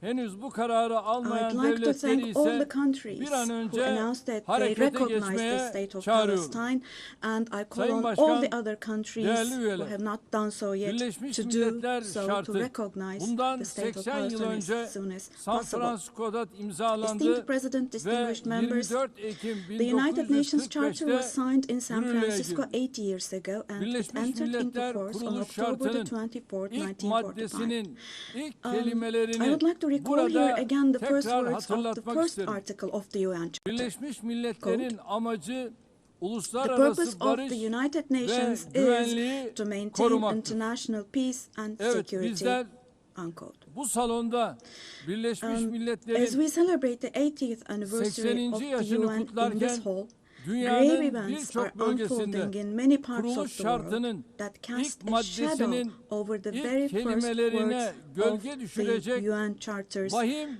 opening hadiseler yaşanıyor. article. Özellikle Gazze'de gözlerimizin önünde Particularly in Gaza, 700 günü right aşkın bir before our very süredir eyes, soykırım genocide has been going devam on ediyor. for over Biz 700 days toplantı now. halindeyken dahi Even as we Gazze'de gather here, as we şu speak anda now, siviller Israel is currently katlediliyor. massacring civilians in Gazze'de Gaza. ölen sivillerin sayısı The number of civilian 65 casualties bini in geçti. Gaza has surpassed Enkaz altında 65,000. kaç cenazenin olduğu Unfortunately, henüz the number of bilinmiyor. people who are still trapped under the Ölenlerin rubble 20 is binden not yet fazlası known. çocuk. And more than 20,000 İsrail of those who tarafından died Gazze'de were children. son 23 aydır For the last her 23 saat, months, evet, a her child saat has been bir murdered by çocuk Israel in acımasızca Gaza every hayattan hour. Yes, kopartılıyor. every hour. Bunlar sayı değil dostlar. These are not just figures, Hepsi birer dear can, friends. All birer of these, each one masum of insan. these is a Şu anda person, a sadece human being, silahlarla innocent değil, people. People are now being açlık killed not with silahıyla da weapons, insanlar but with the öldürülüyor. weapon of starvation. 21. yüzyılda medeni In the dünyanın 21st bakışları century, altında under the gaze of the 146 civilized çocuk, world, 428 428 people kişi died of starvation. açlıktan Out of hayatını those kaybetti 428, ve sayı her geçen gün 146 artıyor. were children. Şimdi And size this number is increasing Gazze'deki every day. günlük hayatı anlatan Now, bir fotoğraf I will show you a göstereceğim. photo, which is a picture from daily life in Birinci Gaza. fotoğraf The first photo, gördüğünüz gibi as you see, ellerinde these are leğenli people. kadınlar. These are women Lütfen with hepimiz these cups that they are elimizi holding in vicdanımıza their koyup hands, cups cevap and verelim. buckets. Just 2025 feel your yılında conscience and answer böyle the bir following gaddalığın question. makul bir sebebi Can we possibly have olabilir a mi? reasonable reason Fakat for this insanlık brutality adına in bu utanç 2025? manzarası Gazze'de This 23 aydır shameful her gün picture in Gaza has tekrar been ediyor. unfolding and is being repeated 365 every day kilometre for kare içinde 23 yaşayan months now. 2,5 milyon And Gazze'li there are her 2.5 gün million yerinden Gazans ediliyor. who live Her in gün bir başka 365 bölgeye square göçe kilometers, and every day zorlanıyor. what happens Gazze'nin is sağlık they are altyapısı being tamamen dragged from one çökmüş place durumda. to another. The Doktorlar healthcare öldürüldü infrastructure ya of da Gaza gözaltına is alındı. completely collapsed. Doctors Ambulanslar have been killed vuruldu. or they have Hastaneler disappeared bombalandı. while under custody. Yıkıldı. Ambulances have been hit. Tedavi Hospitals mümkün değil. targeted and destroyed. Operasyon Treatment mümkün is değil. not possible. Surgery İlaç is bulmak not possible. It's mümkün not değil. possible to find Dostlar, medications. bakın Now, Tayyip dear friends, Erdoğan olarak Now, as İçim Tayyip yanarak, Erdoğan, with içim a kan heavy ağlayarak heart, söylüyorum. with my heart Henüz bleeding here, 2-3 I'm telling you, yaşındaki elleri, innocent kolları, little ones, bacakları just olmayan 2 or 3 years masum old, yavrucuklar without hands, bugün arms maalesef or legs, Gazze'nin have olağan become, fotoğrafı haline unfortunately, gelmiştir. a common sight to see in Gaza.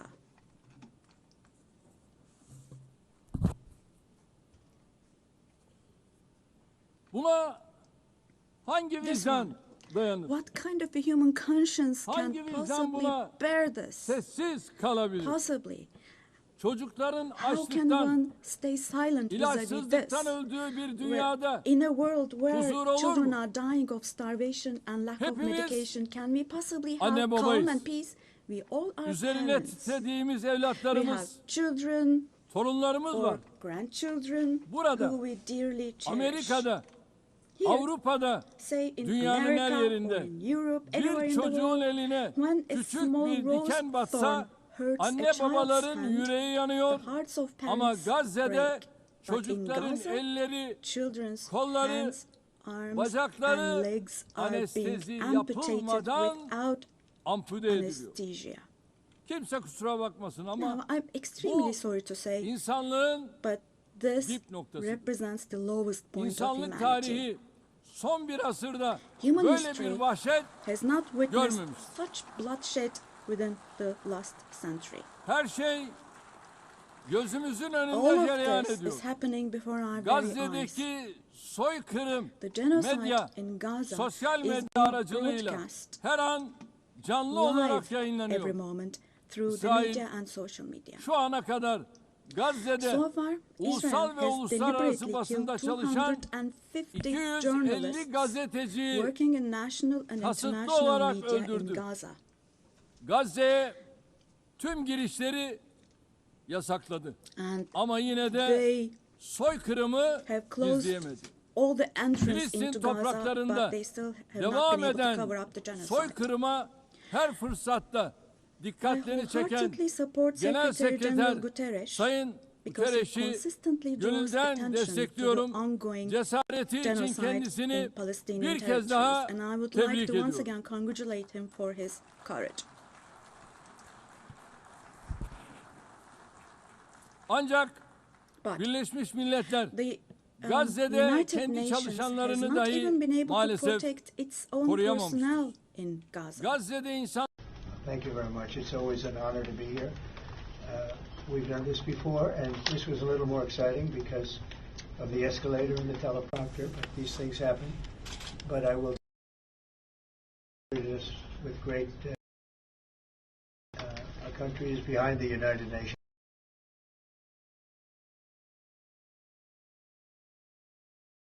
So much. So I'm behind. Disagree with it. Sometimes I'm so behind it because I think the potential for peace for this institution is so great.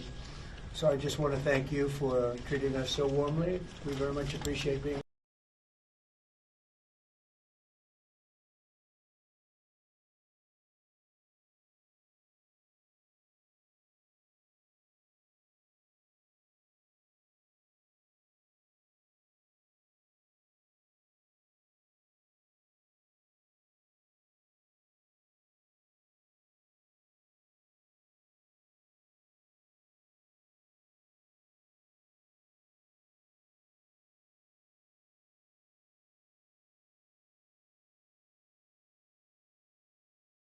içinde, The soil hayvan of Gaza içinde, is being bitki rendered içinde useless for humans, artık işe for animals, yaramaz and for hale plants. getiriliyor. İşte sizlere So bir başka fotoğraf now daha. let me show you yet Şimdi another size photo. soruyorum. And let me ask you Elimdeki here. şu fotoğrafın Look at this güvenlik arayışıyla ne ilgisi var? What could this photo here Bunun possibly adı have to do with security canlıya concerns? düşmanlık.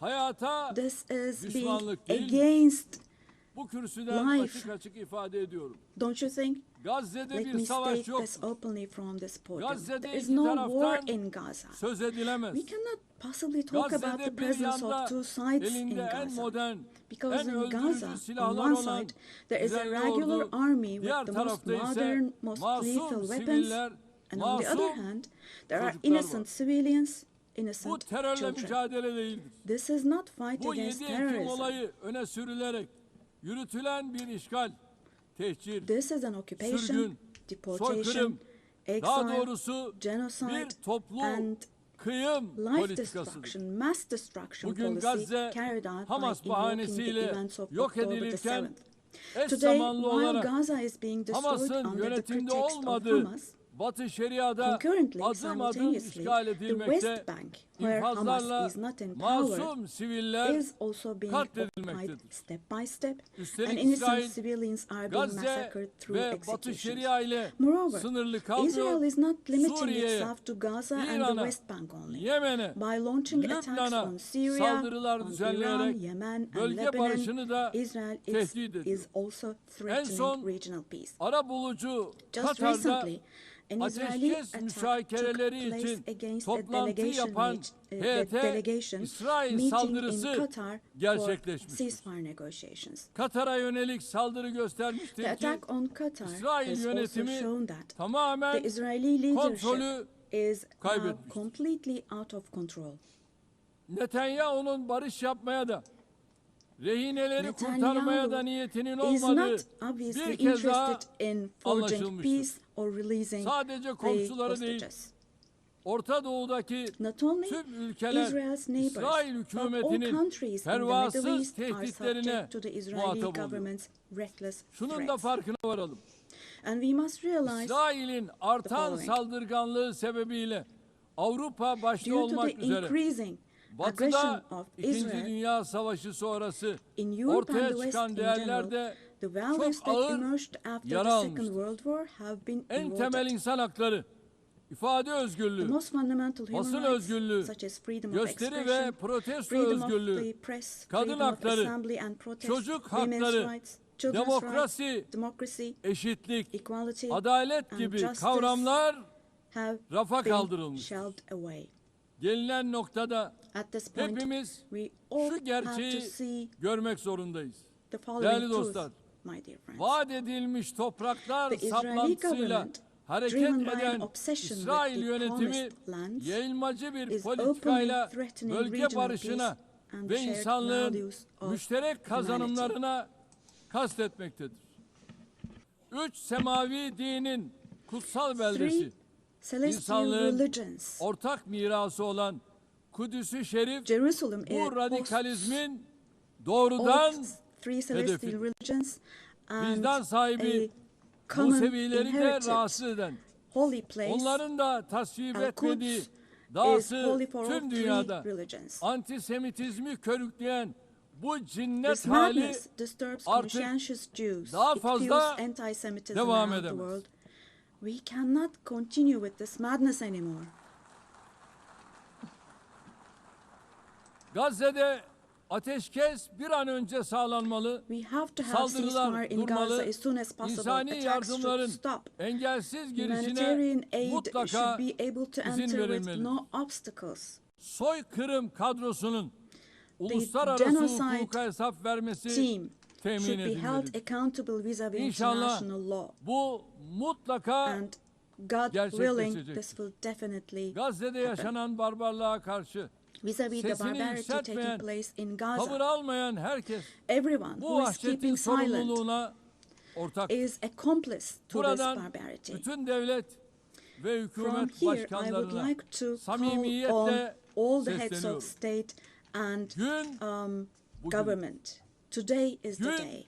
insanlık adına Filistinli Today mazlumların is the day yanında to stand dimdik firm durma alongside the günüdür. oppressed Palestinians and Halklarınız alongside humanity. Gazze'deki barbarlığa tepki While your gösterirken peoples back gelin home are reacting to sizler the de barbarity in adım Gaza, adım do cesaretinizi show the gösterin. courage to take action Çocukların çocukları büyüttüğü Gazze'ye Fulfill your karşı humanitarian duty insanlık toward Gaza, görevinizi where yerine children getirin. are raising Bu children. vesileyle dünyanın farklı On ülkelerinde this occasion, Gazze'li mazlumlara sahip çıkmak için meydanları dolduran I would like to say Gazze'li the following. masumlara There destek are olmak için peoples all around the world who denizlere are taken to the yelken açan streets. akademisyeniyle, sanatçısıyla, Unarmed activists and siyasetçisiyle, volunteers from different countries aktivistiyle, of the world, öğrencisiyle, academicians, tüm students, Filistin journalists, savunucularına everyone, all en the kalbi defenders of selamlarımı yolluyorum. Palestine. I would like to say to them, thank you so much.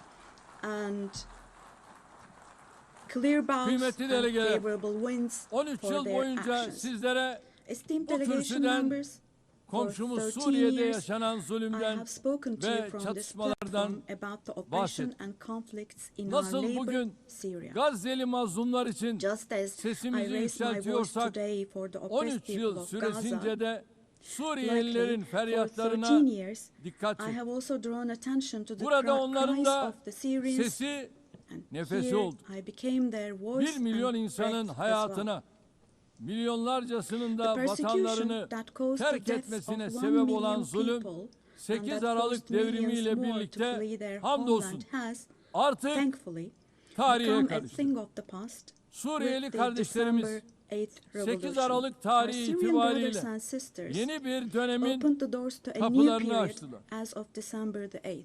Eli kanlı bir rejime karşı I believe that the mücadeleyi people of kazanan Syria who Suriye fought against halkı, a bloodthirsty inanıyorum ki regime will büyük also be bedeller able to ödeyerek carry the victory elde they ettikleri achieved at zaferi great de cost inşallah to its menziline rightful place, ulaştıracaktır. God willing. DAEŞ başta olmak üzere terörün We'll hiçbir support with çeşidinin all our olmadığı, means the vision of a güvenliğin one tesis and unified edildiği Syria bir with ve bütün no forms of Suriye terrorism, vizyonunu especially tüm ISIS, imkanlarımızla being present. destekleyeceğiz.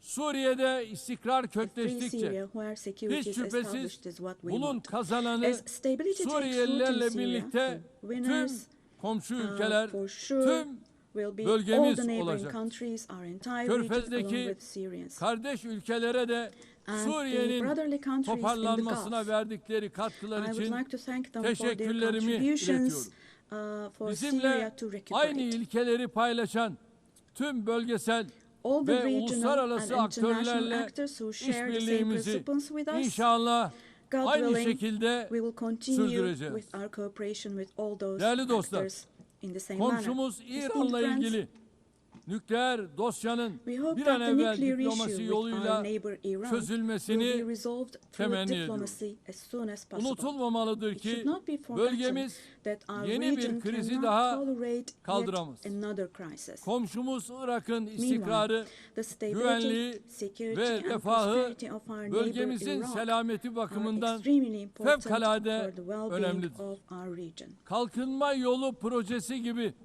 kolektif refahı In this önceleyen regard, we attach great stratejik importance to hamlelere strategic bu moves bakımdan based on büyük stability and önem prosperity, atfediyoruz. such as the Kuzeyde development path her project. ikisi de komşumuz In the olan north, we are Rusya hosting with ve Ukrayna great arasında enthusiasm the Istanbul process İstanbul between sürecine Russia and büyük bir Ukraine, iştiyakla both of ev which sahipliği are yapıyoruz. our neighbors. Doğrudan görüşmeler sayesinde Through çok direct sayıda talks, we esirin facilitated ve the naaşın exchange of mübadelesine several prisoners and aracılık etti. corpses, and we Taraflar worked to arasında identify the barış modalities müzakerelerinin modalitelerini of peace belirlemeye çalıştık. negotiations between the Unutmayın, parties. savaşın kazananı forget, adil bir barışın kaybedeni there is no olmaz winner of şiarıyla and önümüzdeki no dönemde losers de of a just ateşkes peace. için So with this çaba motto in mind, in göstermeye the coming days devam also, edeceğiz. we will continue to work hard for a Azerbaycan peaceful ve ceasefire. Ermenistan arasında barışın Meanwhile, tesisi için We have tarafları encouraged the parties en başından from the very bu yana beginning to establish peace cesaretlendirdik. between Azerbaijan 8 and Ağustos Armenia. tarihinde iki ülke arasında kalıcı We are barışa pleased giden that steps were adımların taken on atılmasından August the 8th, memnuniyet duyuyoruz. steps that will enable the Azerbaycan establishment Cumhurbaşkanı of lasting peace Sayın between the two Aliyev countries. ile Ermenistan I would like to Başbakanı once again Sayın congratulate the President of Paşinyan başta olmak Azerbaijan, üzere İlham Aliyev, the sürece Prime Minister katkıda of bulunan Armenia, Nikol Amerikan Pashinyan, Başkanı Sayın and the American Trump'ı President Donald burada Trump, who bir kez daha contributed tebrik to this ediyorum. process, and I would like to Bu congratulate them. vesileyle ülkemizle Ermenistan On arasındaki this occasion, I would normalleşme also like to state sürecinin that the kendi normalization rayında process between ilerlediğini our de country and ifade Armenia etmek is isterim. progressing Diğer as bir planned. arabuluculuk faaliyetimiz olan Ankara süreci kapsamında Within the scope of the Somali Ankara ile process, Etiyopya which is another arasındaki of our ihtilafın mediation halline activities, yönelik we continue our gayretlerimizi efforts to resolve sürdürüyoruz. the conflict between Tarafların Somalia and Ethiopia. bu girişimi I hızla hope that the parties başarıyla will successfully neticelendirmelerini conclude this genuine temenni initiative ediyorum. as soon as possible. Değerli delegeler, Distinguished Karadeniz'de delegation members, güvenliğin teminatı olan Montreux we have been Sözleşmesi'ni implementing the tam Montreux 89 yıldır Convention, which tarafsızlık guarantees içinde security in the Black Sea. harfiyen And we have been uygulamaktayız. implementing this Ege this Denizi'ni convention impartially ve and Doğu to the letter Akdeniz'i for exactly ilgili 89 tüm years tarafların now. meşru menfaatlerine riayet edilen bir istikrar ve refah havzası olarak görmek istiyoruz. Enerji ve çevre başta olmak üzere her konuda yapıcı işbirliğine hazırız. Komşularımızdan da aynısını bekliyoruz. Bu vesileyle Doğu Akdeniz'de Türkiye'yi ve Kuzey Kıbrıs Türk Cumhuriyeti'ni dışlayan projelerin başarılı olamayacağını burada özellikle vurgulamak istiyorum. Kıbrıs adasının batısında Türkiye'nin hak ve yetkileri, adanın etrafındaki alanlarda ise Kıbrıs Türklerinin meşru hakları var. Daha evvel de teklif ettiğimiz Doğu Akdeniz Konferansı müşterek bir zeminin bulunmasına katkı yapacak. Kıbrıs meselesinin çözümü daha önce defalarca denenmiş ancak Rum tarafının uzlaşmaz tutumu nedeniyle tüketilmiş federasyon modeli üzerine bina edilemez. Kıbrıs adasında iki ayrı devlet ve iki ayrı halk vardır. Kıbrıs Türkleri adanın eşit sahibidir ve azınlık olmayı kabul etmeyecek. Uluslararası toplum, Kıbrıs Türklerinin yarım asırdır maruz bırakıldıkları haksız izolasyona artık son vermelidir. Son 3 Birleşmiş Milletler Genel Kurulu'nda yaptığım çağrıyı bugün bir kere daha tekrarlıyor. Uluslararası toplumu Kuzey Kıbrıs Türk Cumhuriyeti'ni tanımaya, diplomatik, siyasi ve ekonomik ilişkiler kurmaya davet ediyor. Sayın Başkan,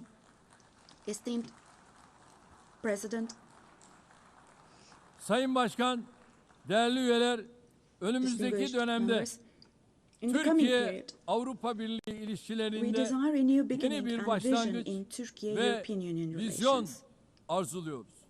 Bu vizyon günü kurtaran değil, ufku yeniden tayin eden, ortak geleceğimizi şekillendiren bir vizyon olmalıdır.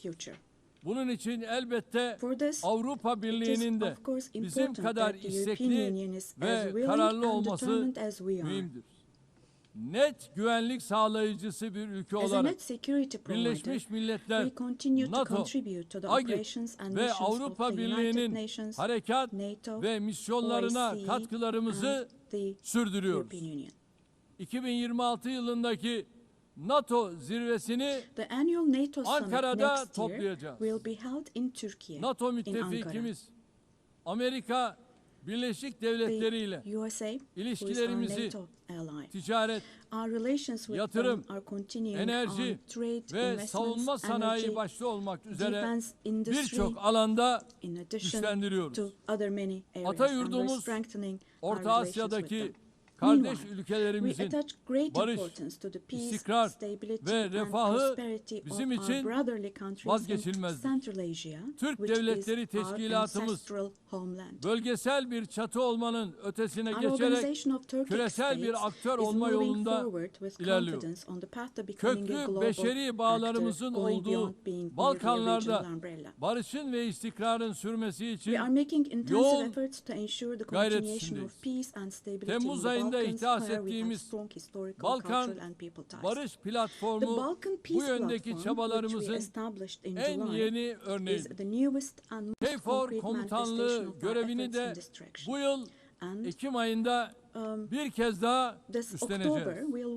Afganistan'daki yönetimin toplumu kuşatıcı, dikkate alan bir anlayış sergilemesi temel arzumuzdur. Yeniden toparlanma sürecinde uluslararası toplumun Afgan halkını yalnız bırakmamasıdır. Türkiye ve Türk milleti olarak Afgan kardeşlerimizin her daim yanında olmaya devam edeceğiz. Değerli dostlar, Güney Asya'da barış ve istikrarın muhafazasını son derece önemli görüyoruz. Nisan ayında Pakistan ve Hindistan arasındaki çatışmaya varan bu gerilimde varılan ateşkesten memnuniyet duyuyoruz. İki ülke arasında terörle mücadelede işbirliğini önemsiyoruz. Keşmir meselesinin Birleşmiş Milletler Güvenlik Konseyi kararları temelinde Keşmirli kardeşlerimizin beklentileri ekseninde diyalogla çözülmesini destekliyoruz. Afrika kıtasıyla eğitimden sağlığa, altyapıdan ticarete kadar geniş bir yelpazede ilişkilerimiz yıldan yıla güçleniyor. Somali'nin terörle mücadelesine gereken her türlü desteği verirken insani yardım faaliyetlerimizi de sürdürüyor. Sudan'da 2 yılı aşkın süredir devam eden çatışma ortamı bizleri ziyadesiyle üzmektedir. Sudan'da akan kanın durması ve sürdürülebilir barışın tesis edilmesi uluslararası toplumun ortak sorumluluğu. Bizim bu yöndeki çabalarımız devam edecek. Büyük Göller Bölgesi yıllardır süren istikrarsızlık ve çatışmalardan ziyadesiyle müzdarip olmuştur. Kongo Demokratik Cumhuriyeti'nin doğusunda yaşanan çatışmalar bir an önce çözülmelidir. Amerika'nın arabuluculuğu ve Katar'ın kolaylaştırıcılığında yürütülen gayretleri samimiyetle destekliyoruz.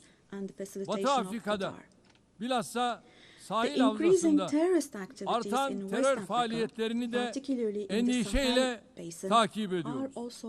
Tarihi bağlarımızın bulunduğu bu bölge halklarının huzura ve istikrara kavuşmaları için çabalarımız devam edecek. İlhamını çift başlı Selçuklu Kartalı'ndan alan bizim de 360 derecelik yaklaşımla yürüttüğümüz Türk dış politikasında Asya ülkeleriyle ilişkilerimiz büyük stratejik öneme sahiptir. Yeniden Asya girişimimiz çerçevesinde ASEAN başta olmak üzere bölgesel kuruluşlarla angajmanımız giderek derinleşiyor. Latin Amerika ve Karayipler bölgesiyle münasebetlerimizi ortaklık ruhuyla ve kazan yaklaşımıyla geliştirmeye büyük önem atfediyoruz. Bölgedeki tüm ülkelerle kurmuş olduğumuz dostane bağları daha ileriye taşıma irademiz bakidir. Kıymetli delegeler, uluslararası ticarette artan korumacılık eğilimleri ve tedarik zincirlerinde yaşanan kırılmalar dünya ekonomisinde esaslı değişimlere yol açıyor. Mevcut sınamalarla başarılı mücadele için Dünya Ticaret Örgütü'nün yer aldığı kurallara dayalı uluslararası ticaretin reforme edilmesini destekliyoruz. Ucuz, güvenli ve sürdürülebilir enerjiye erişimi özellikle gelişmekte olan ülkelerin kalkınma hedeflerinin gerçekleştirilmesi için vazgeçilmez buluyorum. Çin'den Avrupa'ya uzanan ve stratejik önemi haiz Hazar geçişli Doğu-Batı Ortak Koridoru projesini ilerletiyoruz. Modern ulaştırma altyapımız ve Bakü-Tiflis-Kars hattıyla dünya ticaretinin gelişimine katkı sunuyor. Tabiata saygılı bir gelecek inşa etme hedefiyle çıktığımız yolda 2053 net sıfır emisyon hedefine doğru kararlılıkla ilerliyoruz.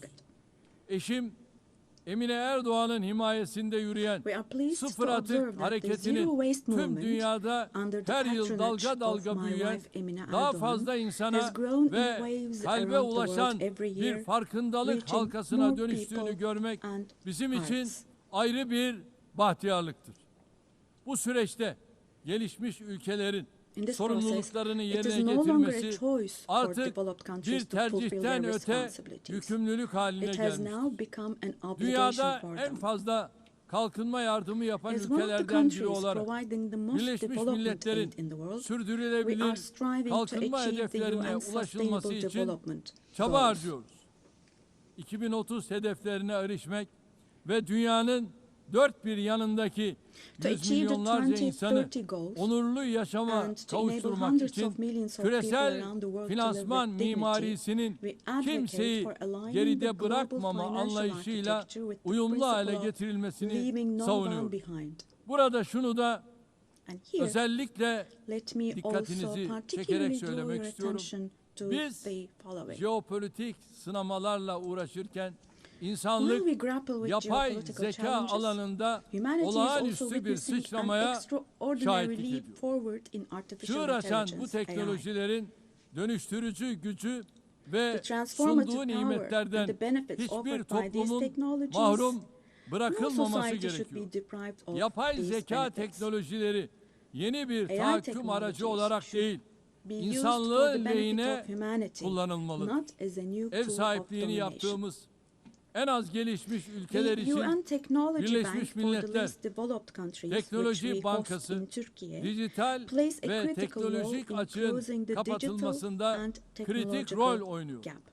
Hazırladığımız ve evrensel mutabakatla yakında imzayı açacağımız We have prepared dijital dünyada çocuk hakları sözleşmesinin Children's bu alanda Rights Convention in the küresel bir digital farkındalık world, and we will oluşturacağına soon open inanıyor. this up for ratification. Çabalarımıza I'm sure this will güçlü create desteğinizi a lot of awareness in bekliyoruz. this area. Diğer taraftan And we expect your ırkçılık, support for this. On yabancı the other karşıtlığı hand, ve in, bilhassa today's İslam world, düşmanlığının racism, vahim xenophobia, boyutlara and ulaştığı particularly günümüzde Islamophobia have bir reached arada alarming levels. yaşama kültürünü tehdit Combating eden these trends bu akımlarla that directly mücadele threaten the cultural insanlık için coexistence has zaruret now become halini an essential almıştır. duty for humanity. Medeniyetler İttifakı Yüksek It Temsilcisi is significant that Sayın Mr. Moratinos'un High Representative of Birleşmiş the Alliance Milletler of Genel Civilizations, Sekreterinin has also been appointed as İslamofobi the ile UN mücadele Secretary General's özel Special Envoy elçisi on olarak da combating atanması Islamophobia. kıymetlidir.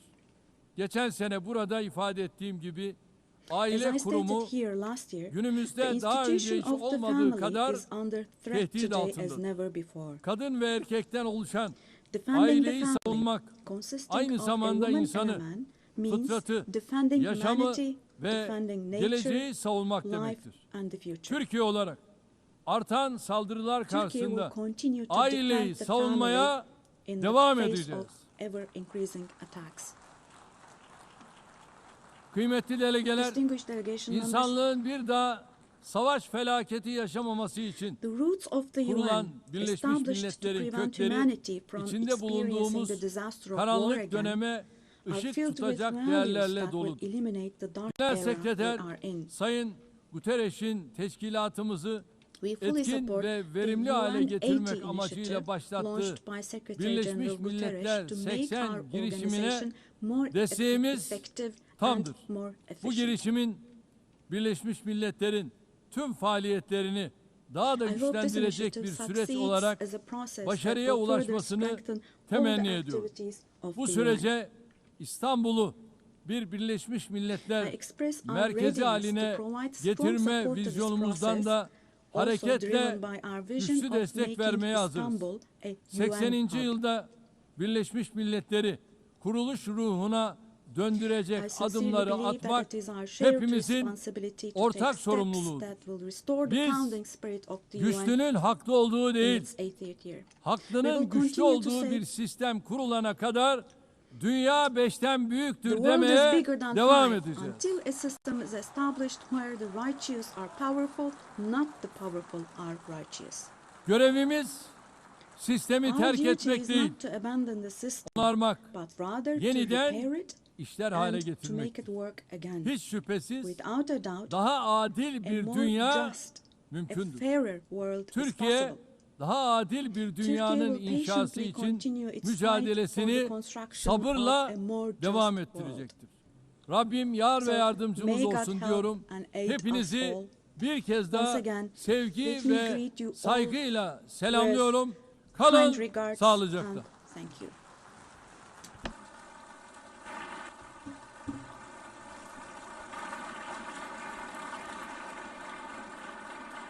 behalf of the Assembly, I wish to thank the President of the Republic of Turkey.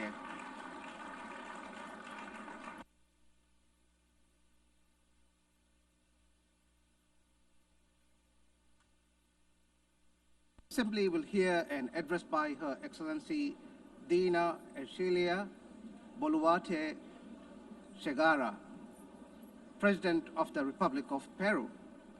I request protocol to escort Her Excellency and invite her to address the Assembly.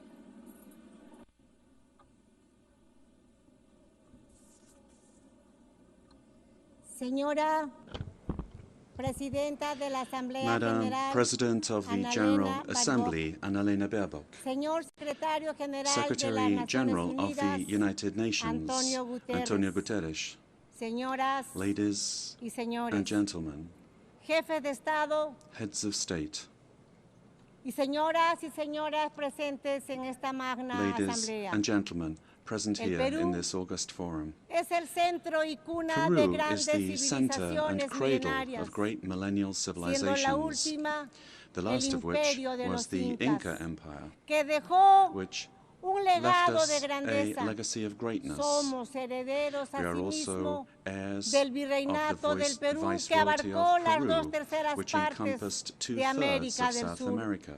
Somos un país mestizo, We are a mestizo mezcla nation, fundamental a entre fundamental hispanos mix y between andinos, Hispanic and Andean orgulloso peoples, de ser heredero proud to de be los the más heirs grandes of the two imperios de greatest Europa y empires América of Europe del and siglo America XVI. of the 16th century. El pueblo peruano The es Peruvian hoy people today resiliente, are resilient, emprendedor, solidario, entrepreneurial, amante supportive, de la paz, and lovers of la peace, libertad y la freedom, democracia. and democracy. Nuestros grandes Our great writers, escritores, Mario Vargas Mario Llosa Vargas Llosa y José and María José María Arguedas, Arguedas, compartieron la idea shared the idea de que el Perú that es Peru país is a de country todas of las sangres. all bloods. Nuestra identidad expresa Our creativamente identity que somos creatively la unidad expresses that we are de los the diversos, unity of the diverse, unidos bajo la misma united roja y under the blanca same bandera red and peruana. white Peruvian flag. En nuestro país In our country, viven los pueblos native originarios y los peoples pueblos and del peoples mundo of the en world paz live together y unidad in peace and como unity una gran síntesis del as a Perú, great synthesis país en el que vivió y trabajó Peru, durante the 40 country años in el Papa which León Pope XIV, Leo XIV lived nacionalizado and worked in peruano, for 40 por su years, profundo a amor a naturalized nuestra Peruvian gente, because of his deep love tanto for por our su people, carácter solidario both y for his pacífico supportive como as well por as su fe his católica peaceful y disposition cristiana.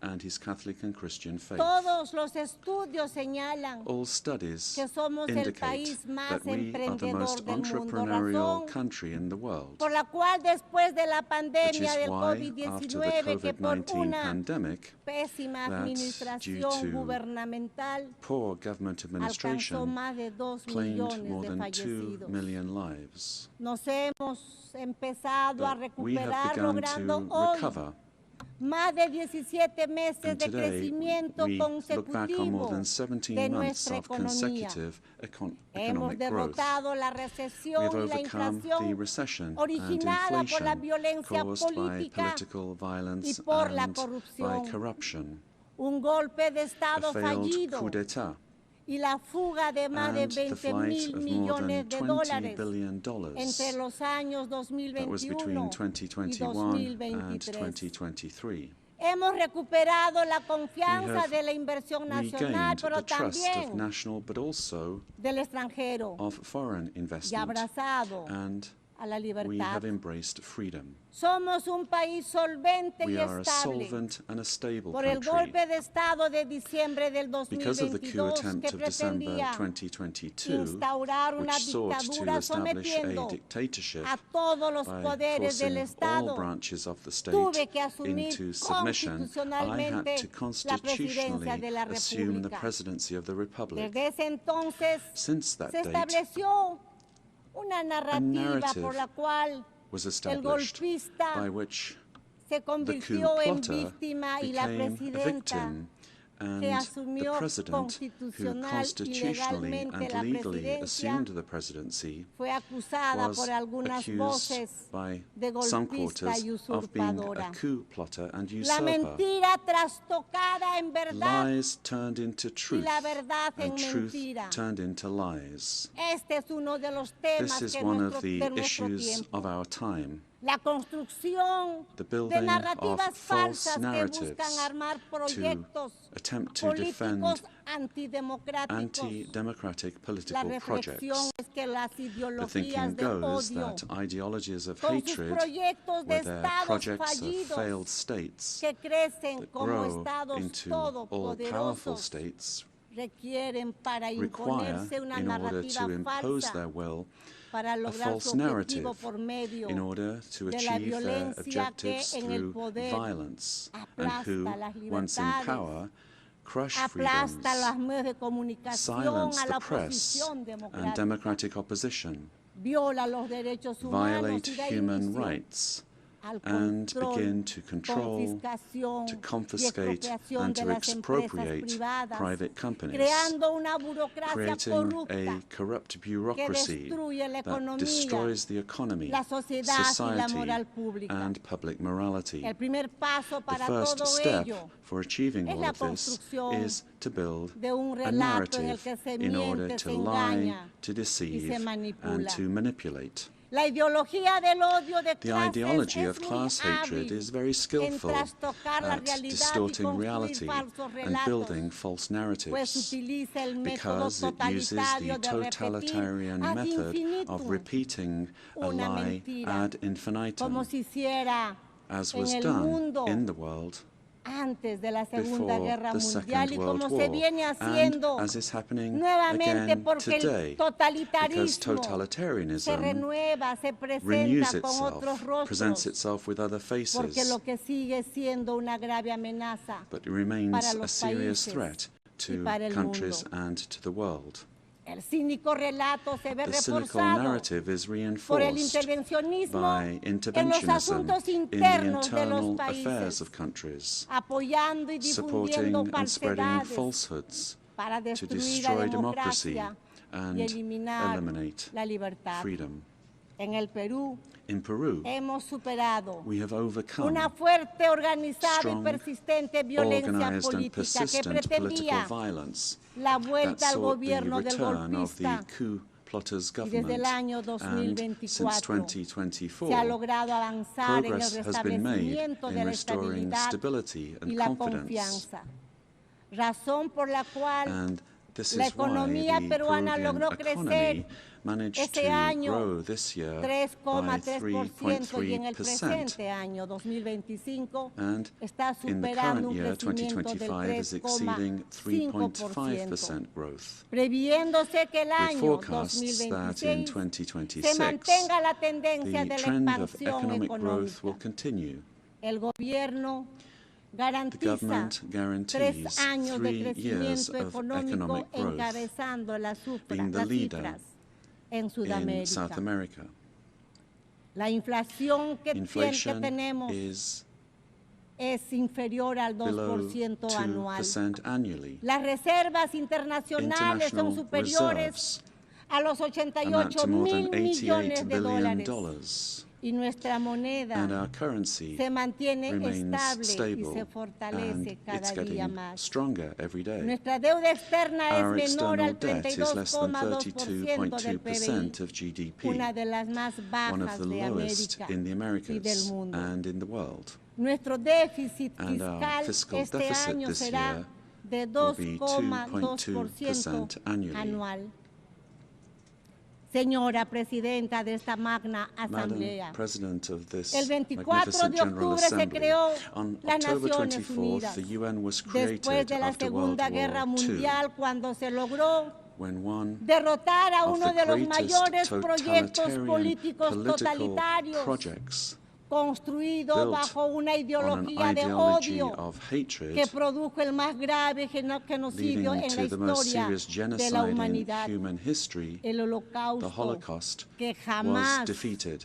que And this is jamás something that we debemos must olvidar. never I say never Esa forget nefasta guerra causó la that muerte dreadful war de 60 caused the millones de death of seres 60 humanos. million human beings. Toda ideología de odio, All el odio de ideologies of clases hate, y su class elevación hatred, a and principio y its motor de la elevation as a historia, principle and el odio driver racial, of history, el racial hatred, nacionalista, el nationalist odio hatred, religioso, religious hatred, étnico, el ethnic odio a hatred, las hatred mujeres, against entre women, otros, amongst others, son los are the causantes de los causes peores for the crímenes worst en la crimes historia committed humana. in human history. Las ideologías de odio Ideologies of construyen hatred relatos como verdades build narratives absolutas as absolute que truths instrumentalizan a las that personas y a los instrumentalize people pueblos. and nations. La constitución The política de mi political patria constitution of my afirma homeland, que la Peru, defensa affirms that the de la defense persona of humana the y su individual dignidad and their es el dignity fin is supremo the de la supreme goal sociedad of y del society Estado. and of the state. El Perú rechaza en Peru, consecuencia los dos Rejects principales the two relatos de odio principal en el hate mundo, narratives in the world, el odio de clases y namely el odio class hatred religioso, and religious origen hatred. de guerras These are the y origins violencia of humana. wars and En el inhumane Perú violence. hemos sufrido In Peru, más de 20 we años suffered de for un more than terrorismo 20 years mesiánico, from a dogmático, messianic, violento y dogmatic, genocida violent and que le genocidal costó la vida a terrorism más de that cost the 70,000 lives of more than peruanos. 70,000 El Peruvians. terrorista odia las The terrorist elecciones y el hates derecho elections ciudadano and the citizens' a right elegir y a to ser choose elegido. and to be Cuando participa, and to stand for lo election. hace para When they destruir la democracia participate, they do so desde to adentro. destroy democracy from Sin within. embargo, However, el relato que se ha querido the narrative imponer that es they una wanted mentira to flagrante. impose is a flagrant lie. Las Fuerzas Armadas The y armed forces policiales and the police que defendieron la who vida defended y the la life libertad de and los the freedom peruanos of Peruvians son are acusados now de violar accused los of derechos violating humanos, human rights. convirtiéndose así Thus, los the héroes, heroes who defensores de la defended vida, life, la democracy, democracia y la and freedom libertad en are victimarios turned into y los victimizers, terroristas and the terrorists en víctimas. are turned into Así, victims. Los héroes que In this way, defendieron the la heroes who democracia defended son democracy are being perseguidos persecuted en in juicios que se trials prolongan that drag on por for décadas, mientras que decades, los while the terroristas terrorists son are indemnizados y compensated considerados and considered víctimas. victims. El mundo al revés. La ONU, Presidenta, This is the world in ha reverse. sido un hito The fundamental en el UN was siglo a XX. fundamental milestone in the Pero en el 20th siglo century, XXI but in the debemos 21st estar century, más we must atentos. be more vigilant. Es nuestro deber It is our impedir duty que el mundo se to prevent the world precipite from hacia plunging nuevos genocidios into new y nuevas genocides violencias. and new violence. No es aceptable en un mundo It is not civilizado acceptable in a que un civilized país world that invada one country a otro, invade another utilizando un using relato a falso false narrative para to justificar justify una guerra que a ataca war, principalmente a a war la that first and población. foremost attacks the No civilian es population. admisible la It is matanza not de acceptable civiles, to slaughter la civilians, captura de to centenares de capture jóvenes, hundreds of young people, mujeres y hasta women, niños and even children, para and utilizarlos use como them rehenes. as hostages. Vivimos ante la amenaza We del live under crimen the threat of internacional international organizado. organized crime. En el Perú, In Peru, la delincuencia internacional international crime dedicada based a la extorsión recurre a métodos terroristas on extortion como los uses terrorist atentados con methods such as explosivos bomb attacks para someter to submit a los citizens ciudadanos. to its will. Estas organizaciones These criminal criminales organizations que utilizan armas de guerra that han use creado weapons of war mecanismos have financieros created para lavar financial el dinero mechanisms to manchado de launder sangre, blood-stained money, remitiendo grandes sending sumas large a sums sus países back de to their origen. countries of origin. Se pretende normalizar They esa seek to violencia que normalize this requiere violence, para su which derrota requires, in el order to be defeated, reconocimiento por la recognition ONU by the como UN organizaciones as terroristas terrorist y una organizations nueva legislación and nacional new national e and internacional international legislation que detenga su amenaza al to sistema stop them being a democrático threat y al to the desarrollo de democratic los system pueblos. and to the development Es of imperativo peoples. asimismo It is also actuar imperative contra el that we act narcotráfico y la against minería drug ilegal trafficking and and illegal mining that destroys the environment, pollutes rivers, and condemns peoples and individuals to slavery. International crime has subjected thousands of women taken from their home countries through violence and deception and being exploited and deprived of their freedom. Ladies and gentlemen, we are living through times that recall the darkest chapters of our modern history, and Peru is convinced that the world does not need less UN, but more and a better UN, one that is in tune with the times, in times in which ideologies of hatred that cause and cause so much damage to humanity have taken refuge in lies, in misinformation, and which have penetrated democratic societies. Peru, as a founding member, is committed to an open multilateral system based on international law and the principles of the UN Charter. And we see in the UN the pillar of the model that has brought peace and prosperity. But we have to look at what's happening around us in the world. At this time, as we're meeting here, in other parts of the world, they are killing children, girls, boys, innocent people.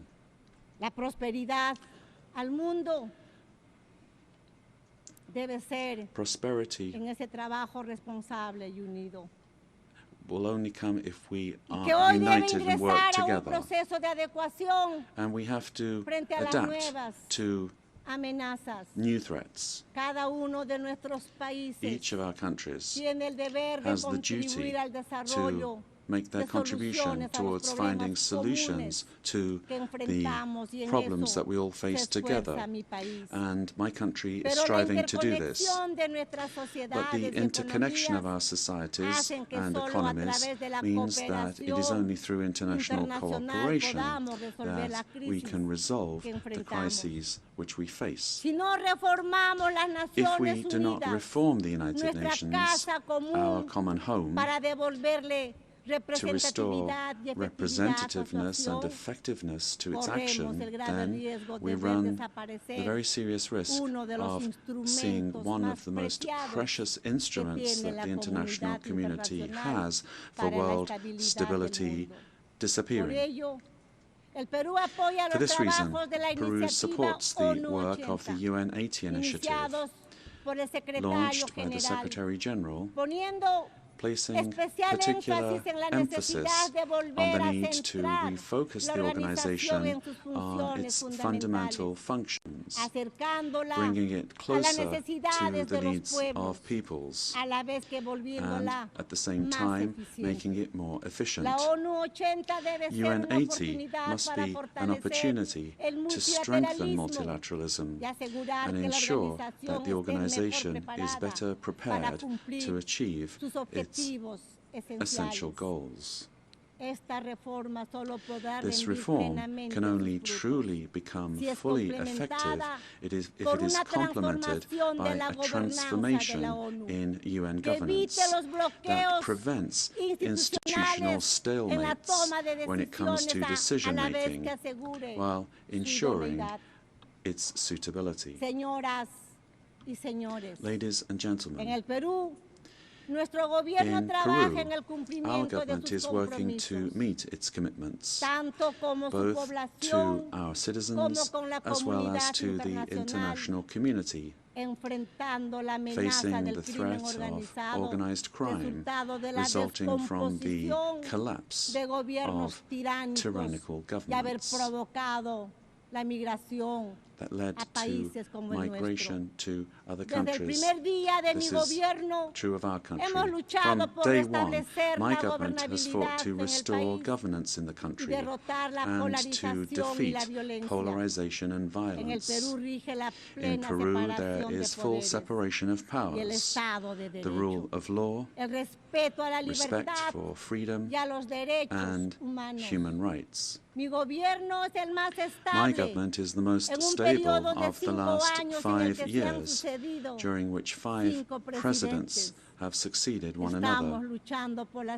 We are fighting for citizen security, facing crime that takes advantage of the rise in the price of gold and drug trafficking. We have achieved positive, verifiable results in these areas. We are working to strengthen human capital. We are fighting child malnutrition and anemia. And we are building schools and hospitals throughout the country, which has not been done in recent years. The priority is children, women, and the Peruvian family. We are modernizing the country's infrastructure, ports, airports, roads, bridges, designing an economy that is better connected to the world, as well as a firm policy for fighting corruption. Our goal is to guarantee free and impartial elections, defeating the attempt of a violent minority that seeks their failure. Ladies and gentlemen, the United Nations organization has always been present in the modern history of my country, particularly in its most difficult moments. Similarly to what is happening elsewhere in the world, and despite our efforts, Peru today finds its democratic institutions and the rule of law under attack by the polarization of politics, the cause and consequence of the return of extremist violence. We suffer from the scourge of transnational organized terrorist crime, which causes deaths, attacks, insecurity, and drug trafficking that destroys the social fabric. We face the threat of climate change that is destroying our Amazon, causing the melting of our glaciers, and putting our biodiversity at risk. We promote inclusive and sustainable growth in a context of opposing powers. But none of these problems is merely national, but global. This is why we need the United Nations to once again be a forum for dialogue and cooperation. I wish to recall the legacy of Ambassador Javier Pérez de Cuellar, who managed to do relevant work in the organization despite the Cold War. With that example in mind, and in view of our region's adherence to the purposes of the Charter, and in order to ensure better representation, we believe it is time for the next Secretary General to come from Latin America. Ladies and gentlemen,